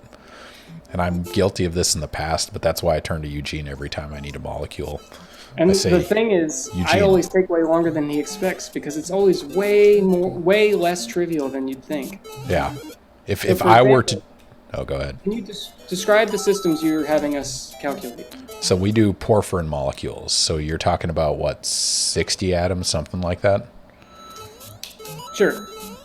They're giant systems, but like I could use plug and chug software to get the answer I want, but that's not necessarily the physical right answer just because I can push buttons. Specifically, he wants me to calculate which direction a transition dipole moment is when you absorb a photon for different types of substituents on this molecule.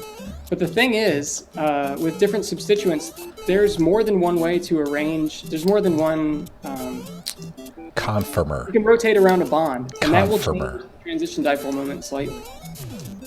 So I'm not sure how to give you numbers that are consistent across different orthometa para positions. There are multiple conformers within each of those classes. Yeah. And they'll all have different transition dipoles, so it's way less trivial than you think. Hierarchs, thank you for the follow. If you're just joining us, we have Dr. Eugene DePrince. He's a quantum chemist, but also answering questions about graduate school admissions, what graduate school is like, particularly in chemistry, which is our specialty. But yeah, feel free to ask your questions in chat. Ali Boo, thank you for the follow. Ali Boo Woo too. Boo Woo too? Okay. That's Bridget. Thank you, Bridget. Any other questions?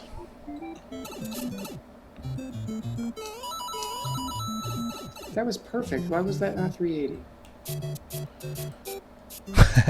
Can you explain the quantum physics behind Sans from Undertale? Are you familiar with Undertale? Nope. Well, your answer is no. I'm aware of Undertale. I don't know the depths, actually. How does he teleport? Talk about quantum teleportation in the physical reality. No. No, you don't know how that works? No, I actually don't. Spooky action at a distance. Yeah? This isn't in your quantum information science proposal? No, I just submitted a proposal to NSF that's related to quantum computing, but I'm proposing developing all classical tools. The details of which do not matter right now.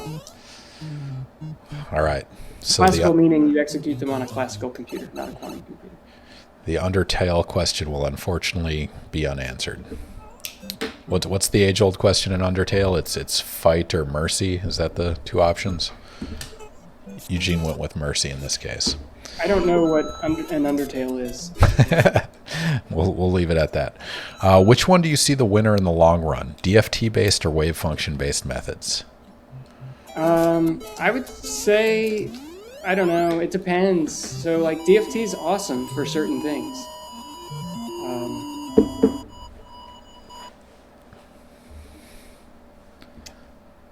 I would say wave function methods, because there will be some advances in computation or in theory that will eventually make them win. That's my hope.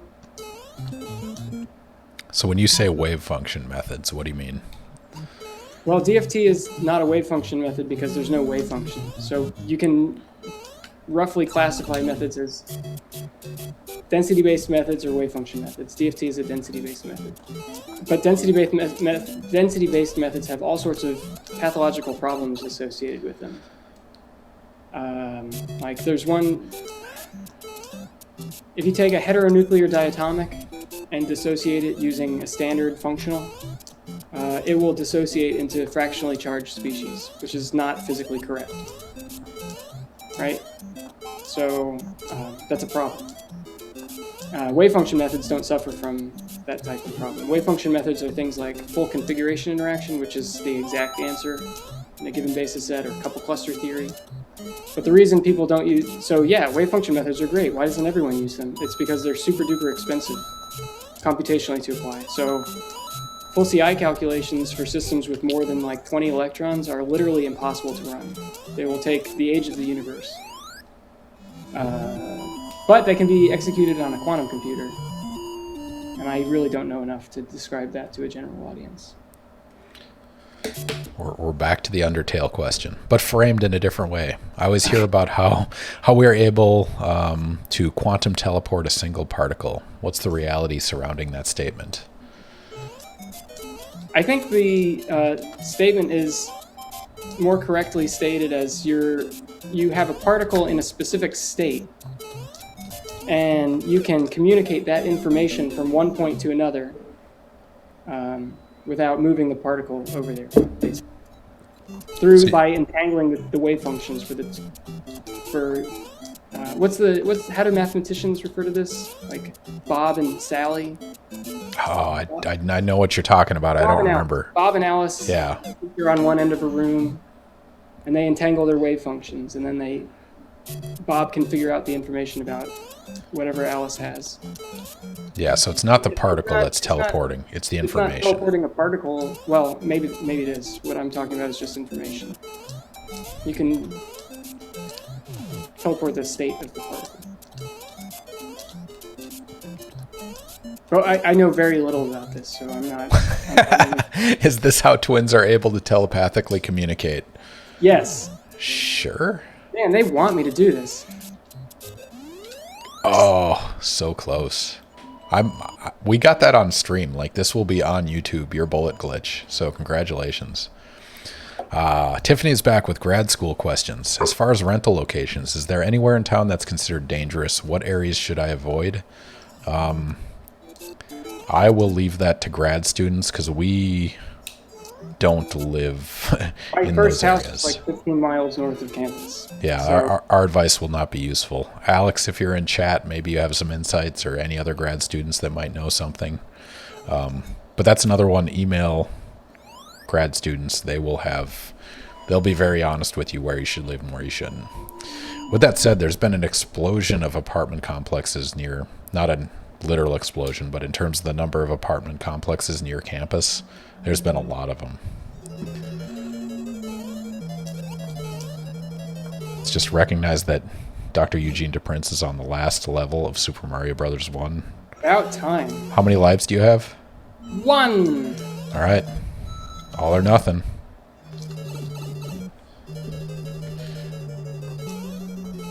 We will not bother you with questions. Oh, God. You can go down that pipe. That pipe. Oh, that was close.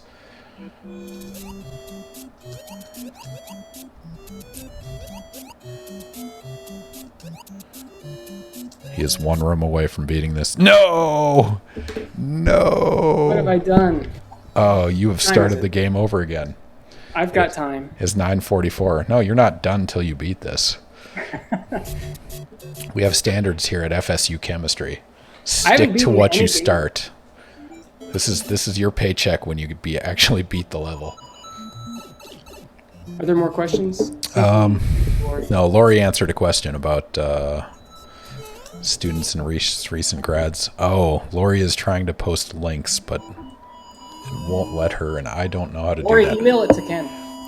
Yeah, if you email it to me, I can take care of that right now. Sorry about that. We don't let chatters post links just because it could be spam. Hey, speaking of spam, your post on Reddit was removed from Inorganic as well. Yes. But I don't understand. You advertise Ask a Scientist all the time on there. It depends what the wording is and how things are linked. It's an auto moderator. That's so silly.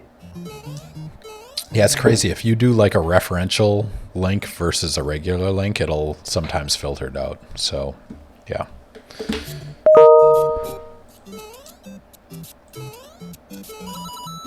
All right.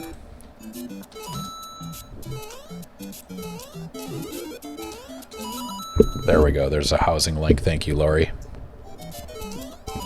That'll give you some information about housing.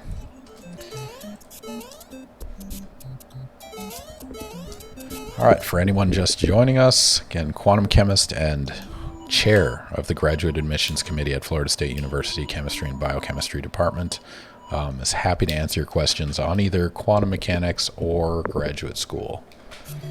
Any questions you have? I'm upset you didn't answer the Undertale question, as is the audience. I don't know what that is. It's a game.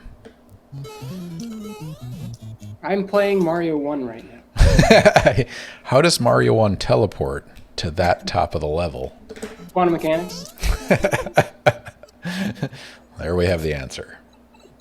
That's pretty good.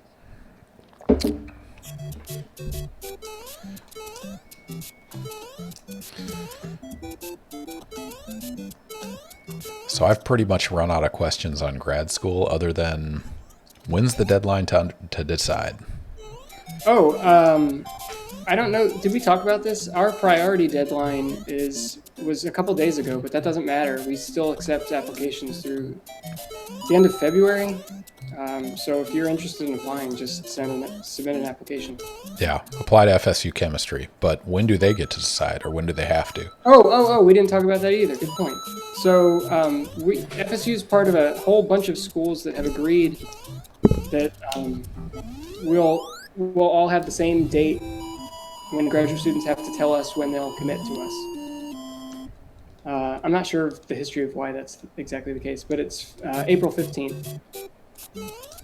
So you'll start getting your offers from programs between now and, we'll say, end of January, maybe a little in February, and then you have until April 15th to decide. And in that time, you'll get invited Nice open set. Sorry. Visiting weekends, which are all going to be virtual this year, which is unfortunate, but that's the way it's got to be.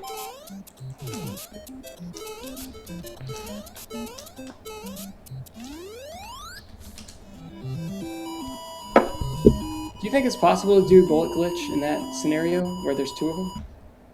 I think so. I think you kill the first one when you're still on the stairs. Okay. I see. So April 15th, it's driven by budgetary concerns. Like, we have to know number of students for financing purposes. No, you don't get Ooh. free tickets to games. Don't they? Students do. Oh, I don't know. Never mind. Yeah. No, Tiffany asked, do I get free tickets to games? And I think the answer is yes. I think FSU's undergrads and grad students get, I mean, you're in the student section and it's not great seating, but it is, as far as I know, free seats. I spy some UNC fam in the credentials there in the panels. Yes, I did my postdoc at UNC Chapel Hill. So yes. I wouldn't call myself a Tar Heel, but I really did enjoy my time in graduate school or as a postdoc at UNC Chapel Hill. Yeah, Lori just mentioned your seats at games are covered in the student fees. Oh, UNC Pembroke, nice.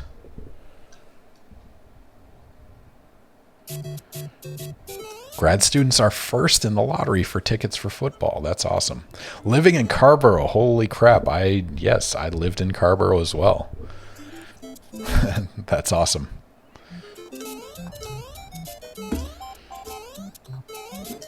I do miss Carborough a bit.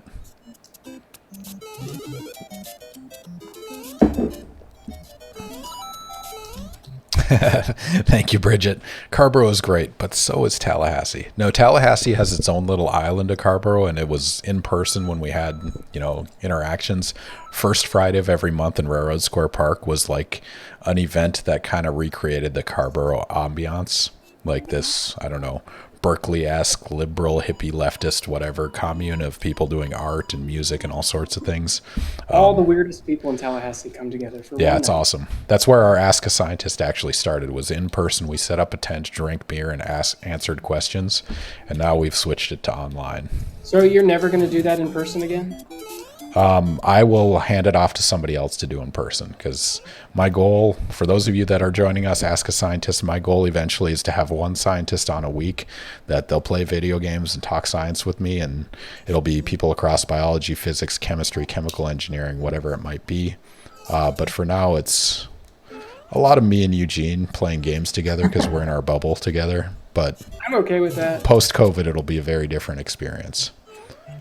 But check out our YouTube channel. It's down in the links. You can see Sarah Hart, developmental psychologist, talked about good enough parenting, and David Collins, astrophysicist, talk about star and planet formation while playing Battletoads, which is pretty amazing.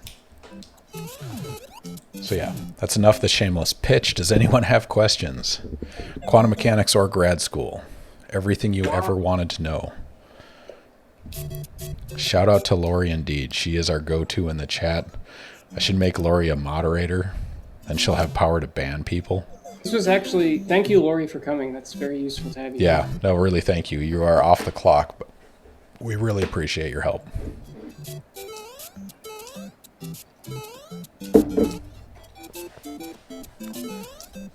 Prices vary depending on opponents. True. And depending on how well FSU is doing.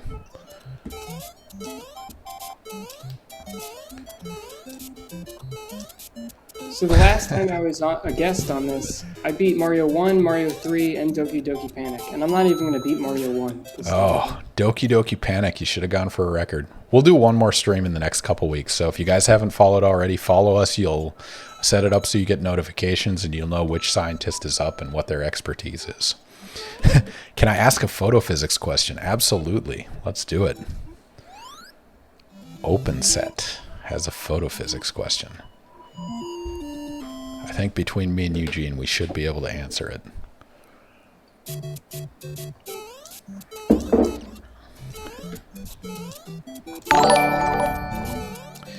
Trevoli, thank you for the follow.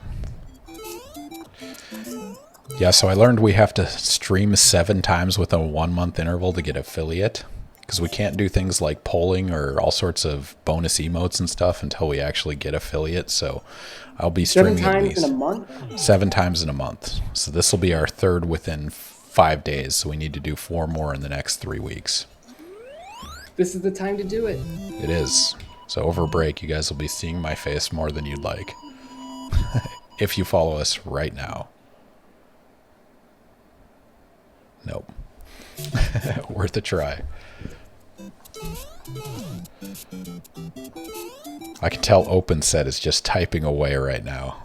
I'm really curious where this question on photophysics goes. There it is. So I do a lot of microscope demos, and a crowd favorite is birefringent materials between the polarizers of crystals, plant materials. One thing I do not know is how to do is explain what about the molecules makes them birefringent. So I was wondering if you have a short, concise way to put it. I think for most of those optical phenomena, it's based on the refractive index of the material, like how fast light travels through a particular material. Like it travels very differently through air than water, than protein structures and things like that. And so that's where the color comes from, because it reflects the light differently between those planes. But the question is, how do you explain refractive index differences? Like if you're looking at a straw in water, the reason it looks like it's bent is because of the same phenomena. And how would you explain that in an introductory way? And there are more important things. What's that? Oh, he's close. He's close.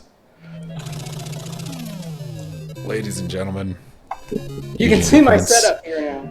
Just beat Super Mario Brothers 1. Congratulations. Oh, we should have had the stopwatch. How many deaths?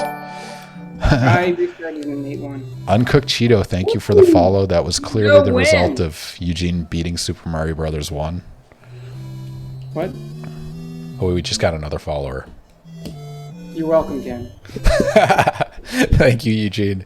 It's because of your top-notch gameplay. We're going with Kirby now.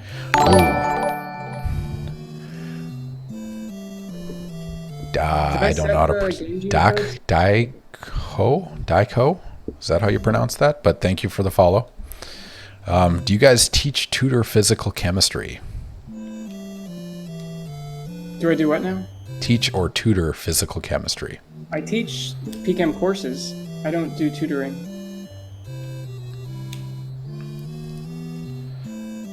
So I teach a physical chemistry course. Are you going to ask me a homework question?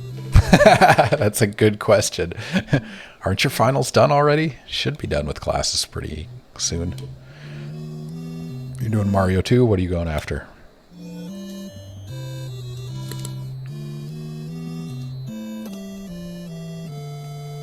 Oh, frozen.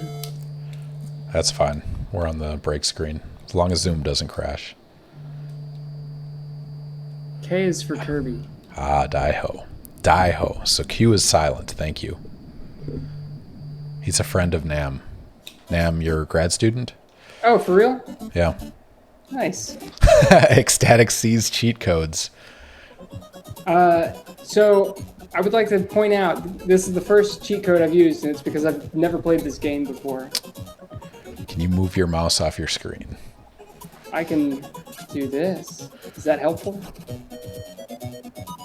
Okay, it's gone. All right. Yes, Eugene, this is a blind playthrough of Kirby's Adventure. Oh, sorry, Twitch doesn't let you use the term blind playthrough anymore. So this is a first-time playthrough of Kirby's Adventure. Stephanie Bramblett, I've never played this before, but I had a Game Boy before I had any kind of proper system, and Kirby's Dream Land. Man, that was my first game. Whoops. Sorry, OpenSet, going back to your question. Did I answer your question on birefringence, refractive index differences? And it's a really hard one to teach your average person. Tiffany Bramblett. I'm 33. I still remember the excitement of getting a Nintendo. I'm 38 and I agree.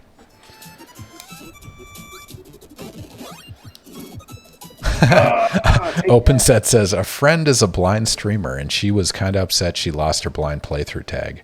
Well, I don't want to rant too much against Twitch because they're hosting us right now, but that they solved a problem nobody was upset about. They just arbitrarily made that. I don't think the blind community was upset. And we have double blind studies and research. We have all sorts of blind terminology that just means literally the dictionary definition is either not being able to see or unknown knowledge. So I agree. It's absolutely absurd they lost that tag or got rid of it.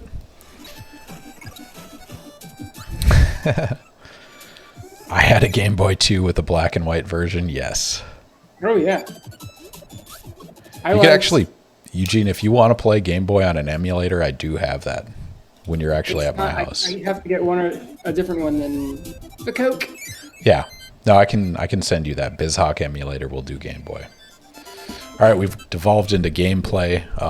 Any graduate school questions or quantum chemistry questions for Eugene DePrince?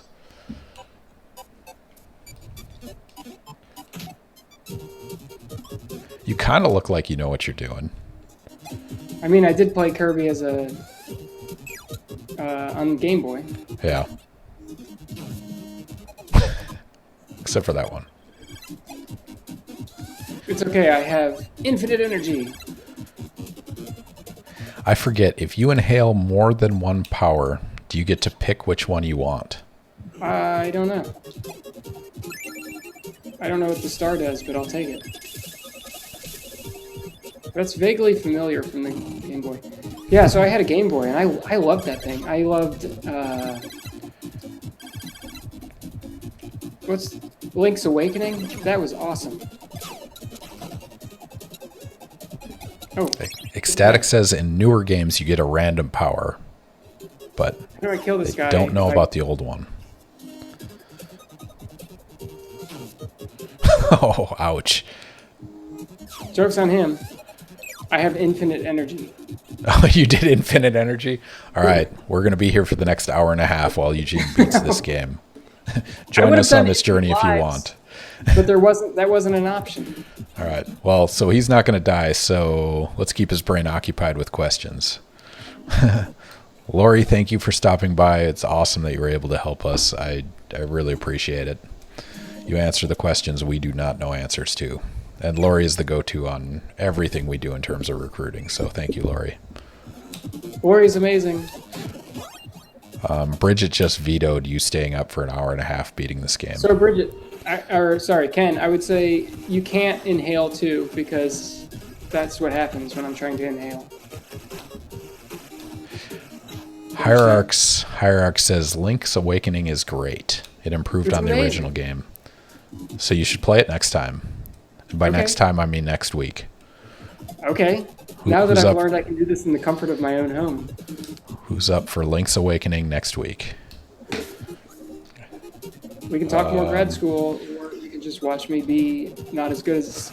Lori, your email is at chem.fsu.edu. Sorry? It's Lori's email at chem.fsu.edu. Probably. Okay. Sorry, Lori, it cut off your name again. There it is. If you guys have questions for Lori, she's our... I don't remember what your formal title is.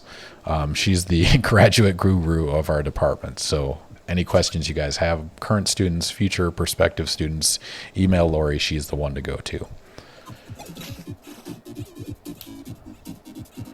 Uncooked Cheeto, thank you for stopping by. I'm glad we were entertaining. I think the video games in the background really helps. It adds another level, especially when Eugene beats Super Mario Brothers 1 with his speed strats. So yes, Uncooked Cheeto, thank you for swinging by.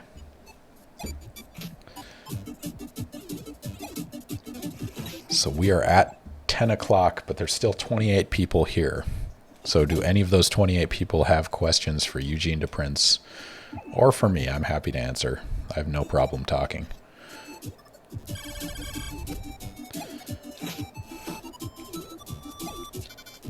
Because I am out of questions for you, Eugene. Unless you've thought of some. Nope. Allie Boo Woo too. Do you have any questions? Yeah, Bridget, you had a list, didn't you? She gave it to me, but I can't read it. Because you're going to lose your infinite energy? No, because her handwriting's terrible. So for those of you that don't know, Bridget is Eugene's wife. She is a teaching faculty at FSU. And so she's our go-to on pretty much teaching every class, I think, except for organic chemistry. Say her handwriting is awful, see? It is awful. Is the bullet glitch going to be on the test? Yes. Well, if you can't do, teach, Eugene. Oh man, is this a Jill Biden reference? No, that's a classic saying. Those who Yo, can't I know do, that, teach. but I thought I saw that in the context of all the Jill Biden nonsense. Oh my God. We're not going to start that. Good. We're not going to go down that road.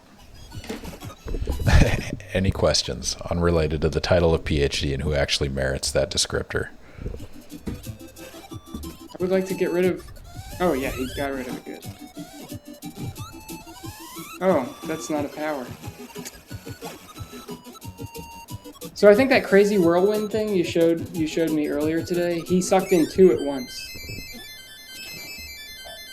Yeah. You know name is going to head out. Thank you for stopping by. It was great having you. Again, visit us in the future. Come with questions for quantum chemist Eugene DePrince. Or graduate admission questions, whatever.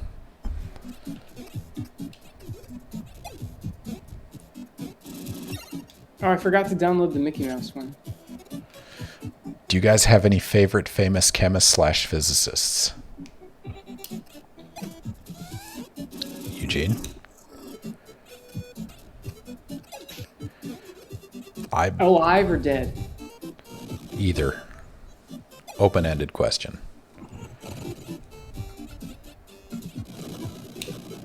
I don't know. Paul Dirac. Did you guys know that Paul Dirac, who knows who Paul Dirac is, first of all? Paul Dirac is one of the fathers of quantum mechanics. He developed the relativistic version of the Schrodinger equation. And he actually finished his career at Florida State. And so there's a nice statue of him by the Starbucks. So you'll walk by it every day when you're a graduate student here, if you came here. And he's also buried in Tallahassee. Ken, have you been to his grave? I have not. It's right down the street from me, actually. Yeah, it really is. You should go sometime. I mean, I could. Why not? It's a piece of history. That's true. I drive by it regularly. It is a day trip, and there's COVID social distancing in the graveyard. So maybe bring the daughters, family adventure. What a boring power. What? Are you kidding me? It's got stabby powers. So your answer is Dirac. Man, my favorite chemist, and this isn't favorite in the sense of like a role model or whatnot, but like the most intriguing chemist I can think of is Fritz Hopper. Right? Because the Haber-Bosch process, right? Half the world's population doesn't exist without him. But also he's the father of modern chemical warfare. And like World War I, he led the chemical warfare effort for Germany. And so like that is just a dichotomy of a human being who saved the world while at the same time damaging it. It's just an intriguing case study of what research can do, both good and bad, in one individual. Oh, what's the other one? The other mixed legacy is an awesome descriptor of that. Thank you. The other guy that didn't have I don't remember his name, but the guy that came up with leaded gasoline is the same person that came up with CFCs. And so two very damaging, toxic for the environment things, same guy came up with both of them. That is not a mixed legacy. No, but that's the thing is like he was trying to do good things, but he didn't know of the implications of them. Like when they initially came out, they were awesome for refrigerants. They were good for gasoline. Midgley, yes, thank you. It's like a tragic tale too, because he couldn't have anticipated any of this, but he is, he's the arguably one of the most damaging chemists in modern history, but he wasn't trying to be.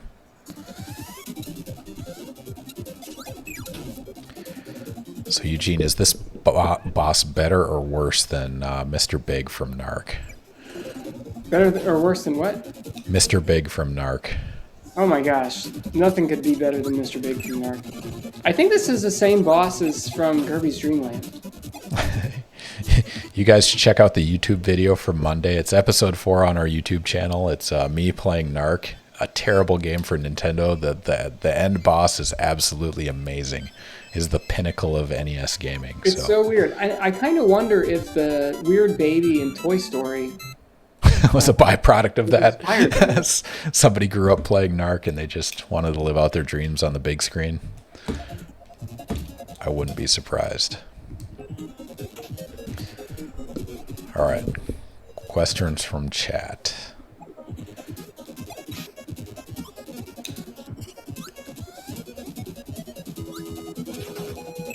Ouch. I mean, you're technically doing a deathless run right now. I'm great. I agree. Oh, that was worth it.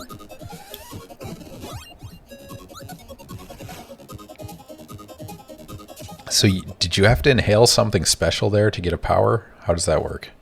Yeah, it's only certain characters, it seems. I see. I wonder what. Let's see what this guy does. Can we poop that out? Oh, he's not happy. I just want to point out to the audience that this is a quintessential example of scientific method. Like the physics in Kirby world. It's got a sword. Sword. Swing it. Oh, I like that. So the physics in Kirby's world is not the same as the physics in our world. So you have to make an experiment. You have to test your hypothesis whether the rules hold true in this universe or not. Like, this is science in action. Eugene is leading by example. It's one of the reasons I love Nintendo games, because as soon as you figure out the rules, it changes the game entirely. Does Kirby publish? I would be amazed. Wants to graduate. Somebody published a paper on Kirby, I'm sure. If he wants to graduate. Oh, I got the whirlwind. Yes, go faster. So that's the speedrun strat. Unfortunately, I don't know which character it was. Do they have the same elements in that world? I don't know, Eugene. Do they? I don't have that information.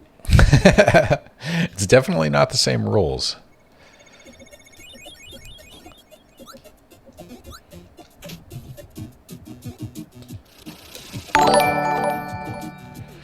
Mac and Chai, thank you for the follow. Also, I haven't seen your name in chat. If you have any questions, Mac and Chai, feel free to throw them out there. We will do our best, unless it's about Undertale, in which case we cannot answer anything. That is accurate. Push and hold A and you'll go higher off of the, that's presumably off the spring jump. There's a spring jump? That bonus world thing. Oh, I see. I think you're hitting the bare minimum level. I think you get bonuses if you go higher. I'm not sure what in the world I'm supposed to do here. Help me out, chat. Tiffany, you seem to know what you're doing. Blow a bubble. Oh, bubble. Oh, okay.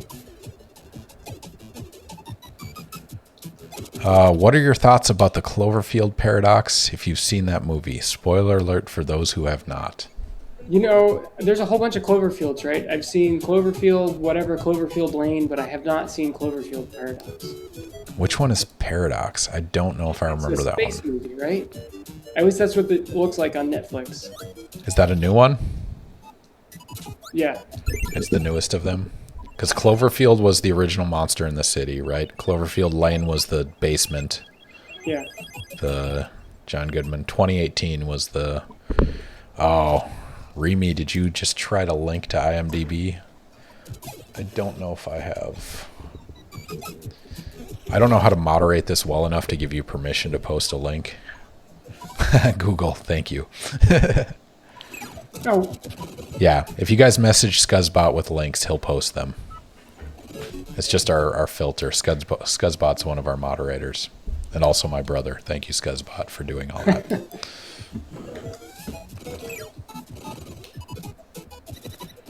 Cloverfield Paradox. Now I have to watch it. Ouch. In a week, I'll have an answer for you. Did he leave? What just happened?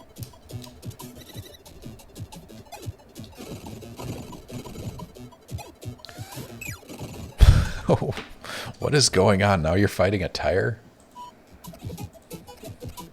Yep.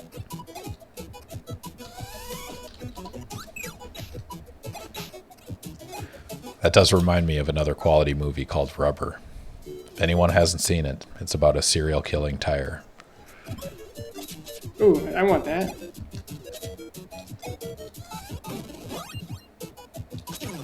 Ah, come back.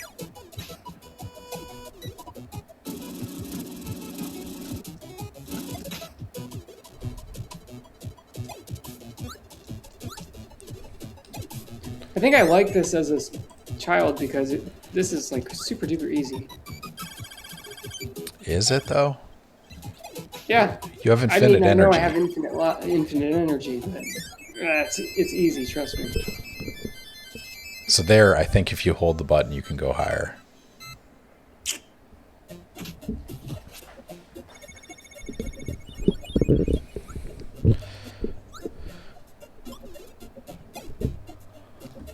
All right, who has questions, comments for Dr. Eugene DePrince, quantum chemist and chair of graduate admissions, and Kirby expert?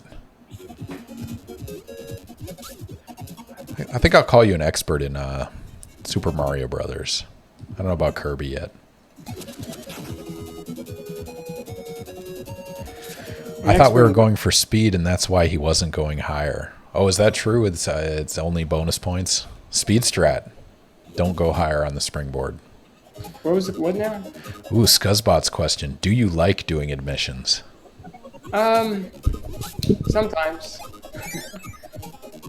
I like being a good departmental citizen, and it's an important part of our program. It can be a lot of work around this time of the year because I probably sent 100 emails, not just to students, but to faculty related to this week. Follow-up question. Why did you kick Ken off GRAC? I didn't kick you off. I'm just kidding. I will ask for you to be on there if I do it again next year. No, it's not a good choice. I'm too much of a cynic. You're a great committee member, and you know it. No, I get stuff done, but I'm also, here's the spoiler about Ken on admissions. I don't think the GRE is a useful metric. We got rid of it this year. I don't think GPA is a particularly good descriptor of what someone's ability in grad school is. How in the world are you supposed to evaluate a candidate with just on research experience alone? Not everyone has research experience, so that's not fair. That's true. Well, I'd prioritize research experience, but this is a debate we have. Ecstatic wants to know, do you get voted for admissions or is it a volunteer position? I think our chair asked me if I wanted to do it. It's not an elected position, though. Yeah, there's 3 or 4 committees that are elected, but all the rest of them are appointed by the chair, but it's after a discussion with the faculty members. And it's usually people that should be doing it, and the right people get chosen as chair because they're going to actually get the job done. Voluntold. Kind of. Were you voluntold? I was voluntold. Yeah. I guess I do like doing it. I get to see all of the candidates that are applying. Every committee member gets to interact with the students more than normal faculty members do. So I think it improves your ability to recruit students into your group just by being on the committee because you're exposed to the students more than anyone else. Ooh, that's a fun one from OpenSet. What are some of the big misconceptions that you see potential graduate students having when they apply/interview?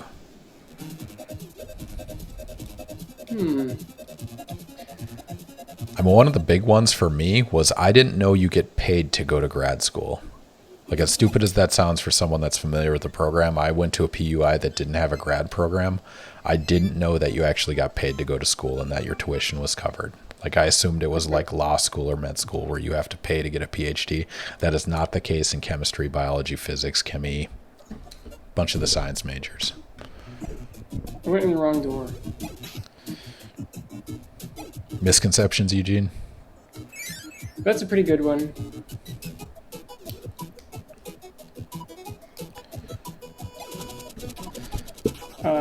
Yeah, I can't think of any offhand. We don't really interview that many domestic students. Do you think this year will prove your hypothesis about the GRE? Evidence that it really doesn't have any merit on success in grad school? That evidence already exists. A lot of programs are eliminating the GRE. Like the GRE is a good assessment for what it's trying to assess. Like it's trying to assess general knowledge in language and math, but it doesn't directly translate to your ability to be a good researcher in grad school. So it's assessing something, but not the key thing we want to know about grad school. And so that's why people are abandoning it. Eugene? We had to, hold on, this is very hard. We had to petition the university to allow us to waive the GRE. And so as part of that, Lori was kind enough to look at 40 different schools that are comparably ranked to us. And I think of those, like only 6 or 7 still required the GRE. And a lot of those changes were because of COVID, but many of them were pre-COVID. Do you think we'll get rid of it? Eventually. I think I don't know about FSU, how long it will take, because COVID was the reason we were able to get it waived this year. So I don't know what will happen next year. But psychology and biomedical waive it. And I will give you the paperwork on how they made that happen. Because I have the paperwork that we submitted that was based on EOAS, Earth, whatever that one is. Yeah, the Earth, Wind, and Fire. Yeah. But yeah, I think we'll get rid of it. It's just not an effective metric. Like there's no correlation between GRE scores and performance in grad school. Remy asks, how does one evaluate their grad school offer? Do all students always get full coverage? I've always heard grad school is free, but is that always true? Good question. It's true.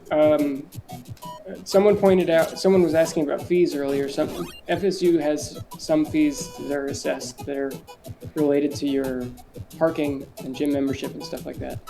So that's the only out-of-pocket expense that I guess could differ between different schools. Also, insurance coverage might differ between schools. But all schools should be giving you tuition and a stipend. And so FSU in particular, all students get the same stipend. That we actually make it against the rules to like underpay or overpay a student. So it's the same tuition across the board, whether you're TA or same salary across the board, whether you're TA or RA. Complete coverage, except for insurance and student fees. But I think you get an insurance waiver. Is that right? It's a partial. We don't pay all of it, but we supplement it. But to answer the second half of your question, grad school is not always free. There are certain programs where you have to pay a certain amount or cover a certain amount of tuition. There are other programs that, like summer, is not necessarily covered. But if you typically go to a top 100 chemistry program, it's going to be financially covered the entire way through.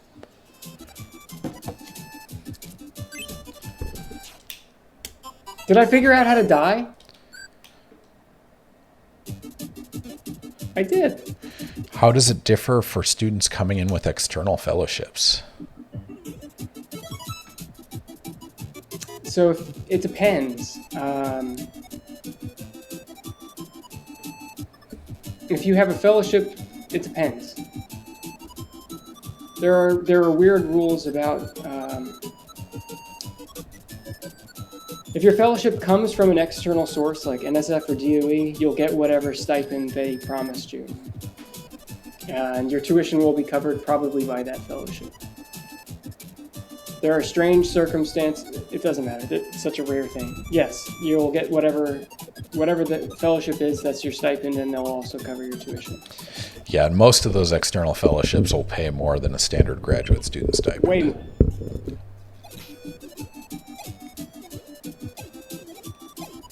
Do you know, you had an NSF fellow in your group recently. Do you know what that stipend was? I think it was Victoria Posey, and she got, I think it's 36. But so with that said, she went to Columbia, right? And so their standard salary is higher because you're in downtown New York. So if you get an NSF fellowship, it goes a lot farther in Tallahassee than it does in Columbia because it's just cost of living difference is very, very different.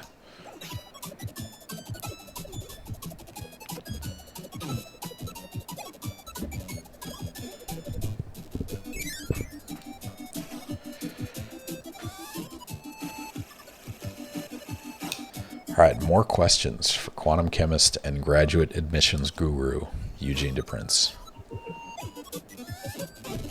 who is joining us via Zoom, and I'm surprised how well this actually worked out. It's kind of crazy. Yeah, no, this was a battle we fought yesterday.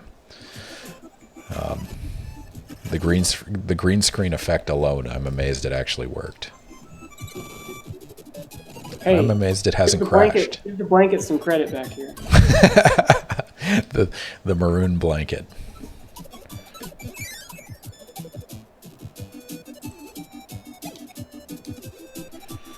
Well, if there's no more questions, Yeah. is that it?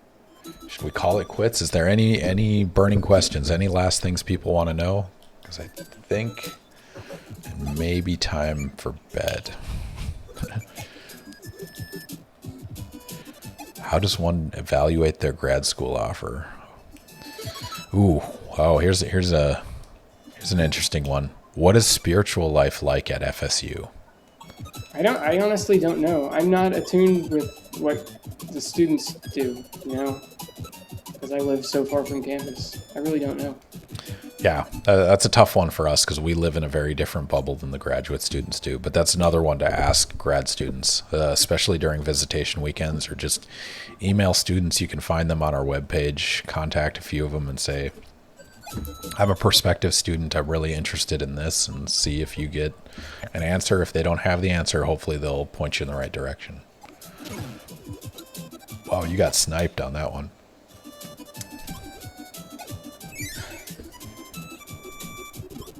Is this everything you hoped it would be? Is this what? Kirby, everything you hoped it would be? It's pretty mindless. It's actually a pretty good game for what we're doing. So you're going to speedrun it on sometime next week? Speedrun it? I don't know that I'm down for that. I really would like... Wait, climb down that ladder again. What? I just want to see him climb that ladder again. Does he go face down on the ladder?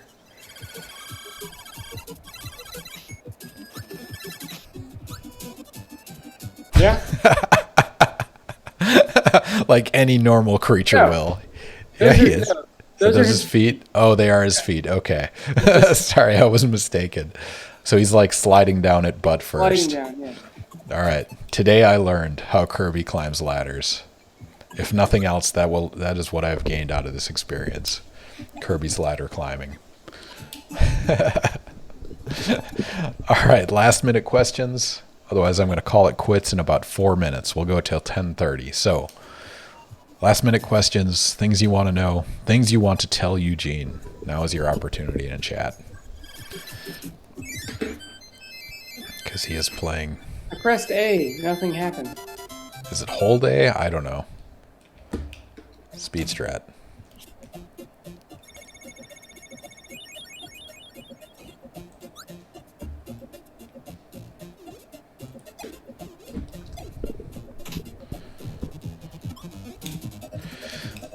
You're very welcome. Yeah, thank you, Nan Brandau. Thank you for stopping by. Last question by OpenSet. Can I get extra credit on the exam? My GPA is really important for med school applications. Oh, man. You're just pushing buttons, huh, OpenSet? Starting fights. This is what I deal with in Gen Chem class. It's a consistent barrage of, can I get extra credit and can I bump my GPA? And the answer is no.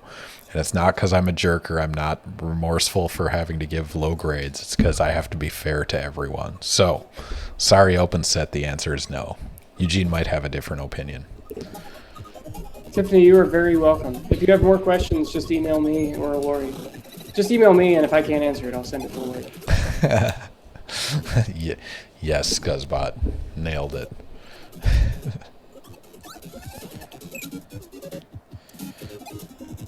Oh, man. It's a battle. At least I don't teach organic chemistry. That's got to be a harder med school grade grubbing. But for those of you that end up TAing general chemistry and organic chemistry, you will come across this experience. It's both fun and terrible. All right, 2 minutes. Questions for Dr. Eugene DePrince. Last minute questions. Either way, anyone in the chat, you guys should follow us.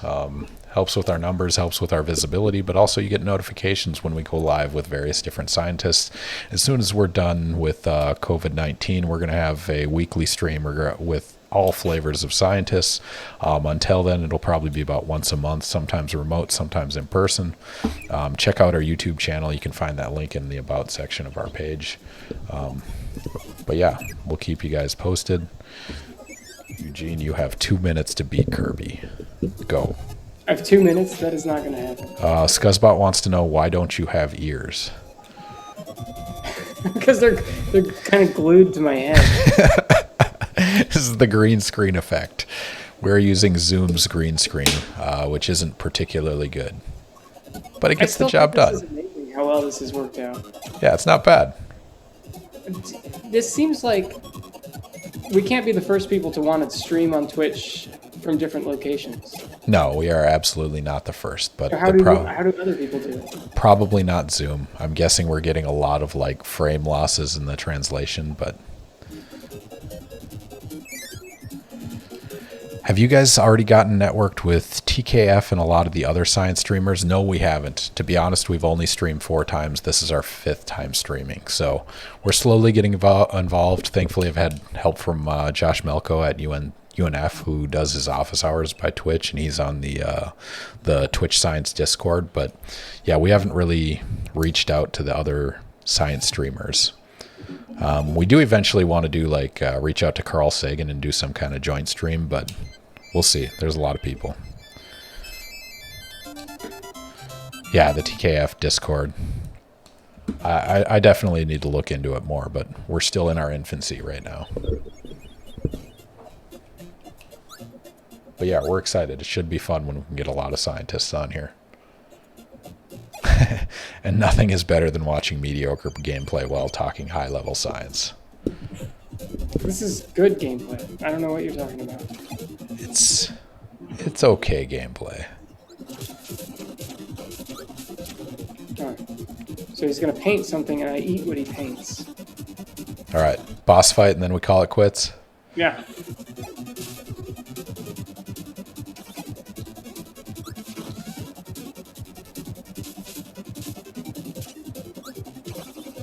Can you not fly while you're swallowing something? Nope, he can't. But he can't hurt me, so who cares? Thanks. Will I get your thoughts on Cloverfield Paradox next week? Is this a weekly event? Probably not a weekly event. We're going to stream at least 4 times over the next 3 weeks, but that's just to get affiliate status. That's our goal. Starting in January, we're going to try to do about once a month, but we'll get a rush over this break because, I don't know, Eugene and I like playing video games, and we'll do that. So yeah, we will figure out what the Cloverfield Paradox is at some point soon. Victory. Was that the YouTube shot right there? Save it. Might have been. I like it. I'll try to watch that movie over the next week. All right. That's our goal. Holiday break. Cloverfield Paradox. All right, ladies and gentlemen, it has been a pleasure. Thank you for swinging by. Again, follow us if you want updates. Thank you, Eugene, for answering all the questions regarding graduate admissions. No problem. If you have more questions, just email me. Email Eugene or me, and I'll forward them to Eugene. Yeah, thanks for swinging by. And we will see you guys at future streams.